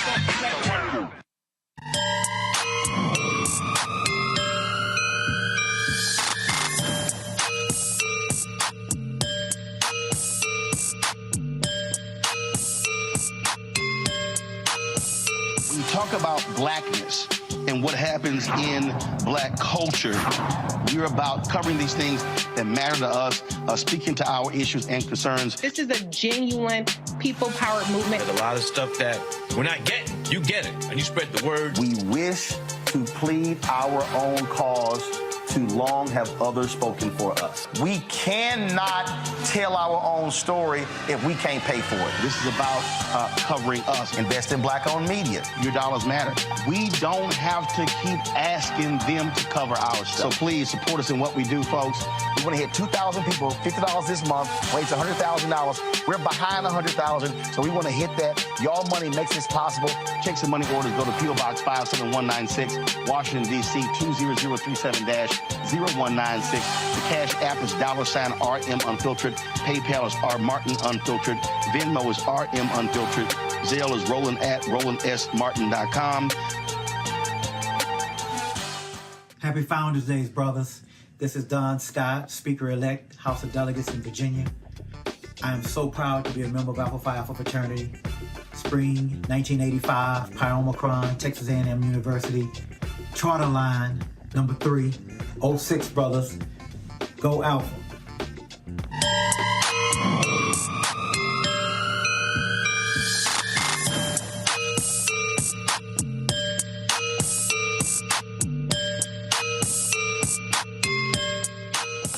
All right, y'all, welcome back.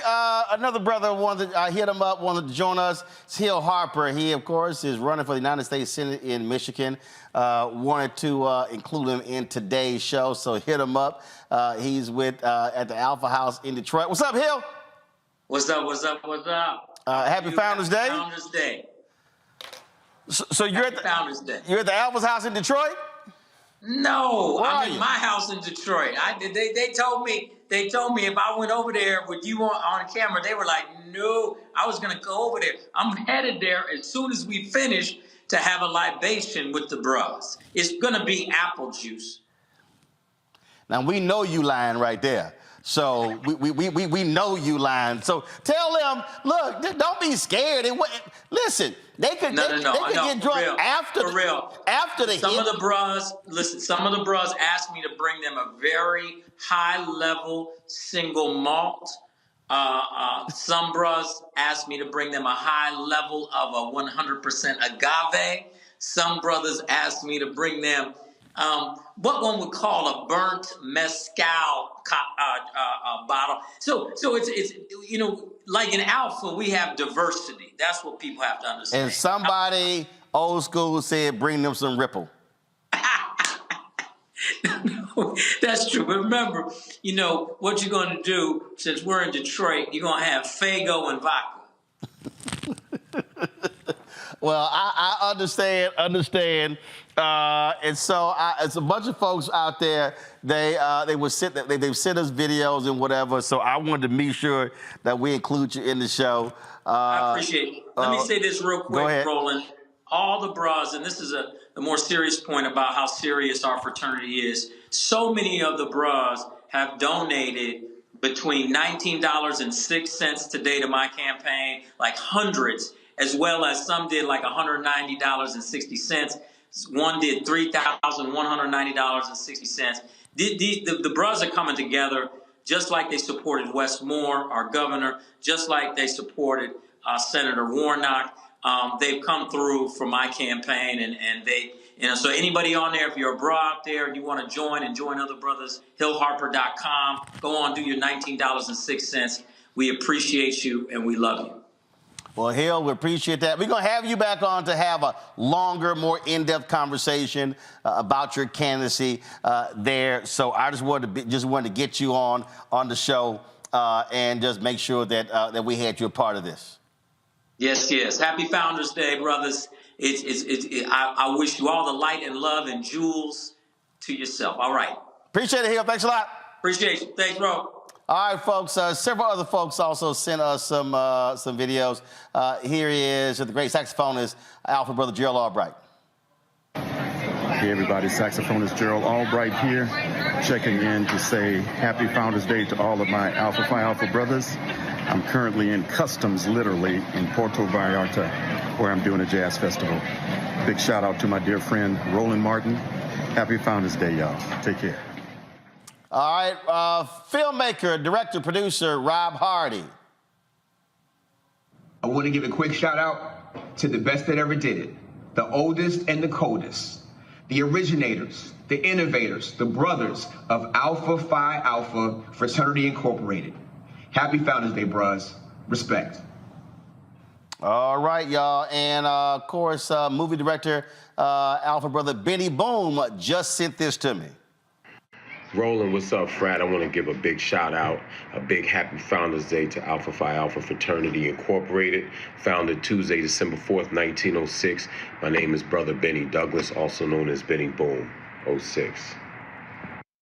So one of the things I want to say this here. You know, Lamont made some comments there in terms of Mustafa when he asked him that particular question, and I've said this on several occasions. Y'all have heard me quote this on this show, and I gave the Brotherhood speech to the Alphas at our convention in Baltimore, and I stated this in my speech. I said many of us talk about who ran the yard, but the question I have for you today is who's running your cities? Mm-hmm. And Reverend Dr. Frederick Haynes is like, oh, I'm going to steal that one.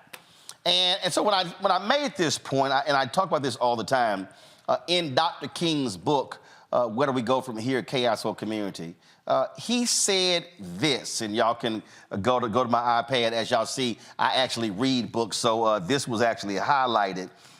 He said there are already structured forces in the Negro community that can serve as the basis for building a powerful united front.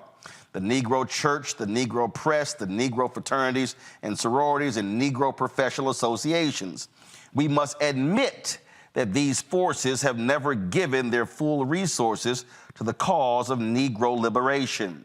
There are still too many Negro churches that are so absorbed in a future good over yonder that they condition their members to adjust to the present evils over here. Too many Negro newspapers have veered away from their traditional role as protest organs agitating for social change and have turned to the sensational and the conservative in place of the substantive and the militant. Too many Negro social and professional groups have degenerated into snobbishness and a preoccupation with frivolities and trivial activity. But the failures of the past must not be an excuse for the inaction of the present and the future. These groups must be mobilized and motivated. And then he goes on to talk about this with unity. Here's why I said this, and I've said this to the AKAs who I've addressed, to the Deltas who I've addressed, to Sigma Gamma Rho who I've addressed. I've said it to other D9 members, that when you look at the Divine Nine, and then you add in the Links, and you add in Prince Hall Mason, and you add in Eastern Star, and then you add in other black organizations, what we have is a significant infrastructure in our community. But I fundamentally believe, just like Dr. King, that we are not properly using that black infrastructure for the advancement of black people. We spend lots of time talking about gentrification. We spend lots of time talking about other folks owning our community. We talk about non-black people dominating the hair care industry. We talk about who's owning convenience stores and gas stations in our neighborhoods. We talk about all of those things, but then how are we changing it? Just give you an example. Imagine if 20,000, if Alpha decided that they asked 20,000 of its members to contribute $1,000 a year to an investment fund. That would amount to $20 million. So now all of a sudden, let's say the Alphas create a $20 million investment fund, and the AKAs have one, and the Deltas have one. And if you go all the way down to all the Divine Nine, you're talking about 9 organizations. Then you're talking about $20 million each. We're now talking about $180 million. Uh-oh, that we talking about? How much are we talking about? How much money are we talking about collecting? We're talking now about major money. We're talking about $20 million each. So you do the math, y'all. I want y'all to do that. 20 million times 9. Uh-oh, I'm like, oh, crap, hold up, man, that's a lot of money. So now if we're talking about who's investing in our businesses, buying up land, we've created literally an investment fund. I've said continuously, who's showing up at school board meetings? Who's showing up at city council meetings? So imagine if you're living in Chicago and Houston and Dallas and Charlotte and on and on and on, and you have 9, you have the Divine Nine, then you throw in Eastern Star, Prince Hall, Mason, Links, now you got 12 groups. Now all of a sudden, those 12 groups say, okay, in the month of January, Alphas, y'all got the school board meeting. In the month of February, Deltas, y'all got the county commissioners meeting. In the month of March, Kappas, y'all got the school board, the city council meeting. And you literally, and all of a sudden, you tell members, wear your colors.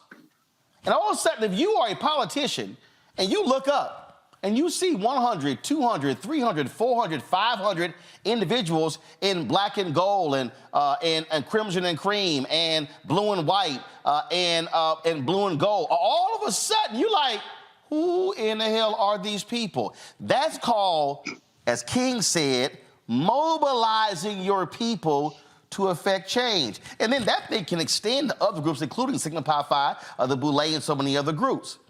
See, I think the fundamental problem, as King laid out, with our fraternities and sororities and our other groups, is that we are preoccupied with our internal business. That we spend so much time on our internal business that we're not necessarily driving change externally. I spoke to the Alphas in Tampa a few years ago. They had a fundraiser for their youth program. About 15 young men were going through it. And I said to them, can you imagine if each member of the Divine Nine said, we want to run each 50 charter schools across the country? Now, I know a lot of people disagree with charter schools, but guess what? They exist. So imagine, again, same thing. I said across the country, y'all. So imagine you had 50 charter schools run by each member of Divine Nine. Do you know how many thousands of students, largely black, we would have control over? Because guess what? When you control the charter school, you control the curriculum. You control the dress code. You control the teachers that get hired. You control the budget. You control the contracts. You literally are controlling the minds of our children. So what I am talking about on this Alpha Founders Day is that while we are thankful for what we have done, there's a lot more that we can actually do. It's easy to wear paraphernalia. It's easy to sit here and throw the ice. It's easy to step. It's easy to sit here and say, oh, you know what, and recount all of these famous alphas. But let me remind you of something. No famous alpha got on that list without actually doing something. And if we are going to truly say, first of all, servants of all, we shall transcend all, then we must actually do it. And we must actually lead. The challenge I give to all black organizations is to do an actual assessment of what are you actually doing? What are you actually changing? And actually chart the change, chart the progress. Elections are coming up, that's one thing. We talk about what's happening in our community economically, that's another thing. I want to see black communities change, but the only way our communities change is when the leadership actually leads. It's a lot of talking, it's not a lot of doing. Now is the opportunity for us to actually do the work. And when you do the work, nobody outside of our groups, when they see black and gold, will ask, who is that? Nobody, if they see pink and green or red and white or any of the other colors, will go, who are those people? Because when they actually see us in our neighborhoods, at our city council meetings and county commissioner meetings, at state capitol, and in Congress, when they see us on Wall Street, when they see us challenging corporate America, when it comes to advertising with black-owned media, when they see us challenging corporate America and not accepting meager checks, you know, the big old checks they hold up at football games, but it's real small amounts when it comes to black games. When they see us showing up on a regular basis, ain't nobody question who they are, because they will say, there goes the men of Alpha. There goes the ladies of AKA. There goes the lady of Delta. There goes the men of Omega and Kappa and Zeta Phi Beta and Sigma Gamma Rho and Iotas, and they're the Links and the Guardsmen and Prince Hall Mason and Eastern Star. We can go on and on and on. But they actually have to see us doing the work. Final comments, Mustafa. I would just remind everyone that you have power unless you give it away. So let's utilize our power in a way that's constructive for our communities, in a way that uplifts our communities, in a way that honors our communities. Larry. As we celebrate 117 years, Roland, I think I want to highlight is for our brothers that we describe as old school, to make sure we're uplifting young brothers and highlighting the history of our dear fraternity and making sure we give them the necessary support they need to be some of those future leaders you described. Greg. Thank you, Roland, and thank you for bringing us together. Happy birthday, all of the frat. And I'll just close with the words of W.E.B. Du Bois, spoken at Hampton University in 1906. Dr. Du Bois said, the purpose of education for our people is to train us in how to acquire and use power. And that's the only reason that these fraternities and sororities exist. So we got to hew to that. Listen to our frat brother, W.E.B. Du Bois. Thanks again, Roland, for doing this, brother. Indeed, indeed. All right, folks, that is it for us. Let me thank Mustafa, Larry, and Greg, all the folks who sent videos, contributed as well. Y'all YouTube folks, y'all got about 120 seconds to get to us to 1,000 likes. Y'all lacking right now at about 882, so let's get this thing going. Don't forget to support us in what we do. Your dollars absolutely matter. Send your check and money order to P.O. Box 57196, Washington, D.C. 20037-0196. Cash App, $RM Unfiltered. PayPal, R Martin Unfiltered. Venmo is RM Unfiltered. Zelle, Roland at RolandSMartin.com. Roland at RolandMartinUnfiltered.com. Don't forget to download the Black Star Network app, Apple phone, Android phone, Apple TV, Android TV, Roku, Amazon Fire TV, Xbox One, Samsung Smart TV. Be sure to follow us and watch our 24-hour streaming channel. We're on Amazon News, so go to Amazon Fire TV, go to Amazon News and check us out. Tell Alexa to play news from the Black Star Network. You can also, of course, check us out on Plex TV, Amazon Freevee, and you can also check us out on Amazon Prime Video. So when you go to live TV, click it, you'll see us right along with the other news channels as well. And don't forget to get a copy of my book, White Fear, How the Browning of America is Making White Folks Lose Their Minds, available at bookstores nationwide. Folks, we're going to end the show with D. Alex Thomas. He is a member of Eta Omicron chapter and I saw this on the fraternity Instagram channel, and he arranged and played this version of the Alpha hymn on his alto and tenor saxophone. This is what's going to close us out on today's edition of Roland Martin Unfiltered. I will see y'all tomorrow.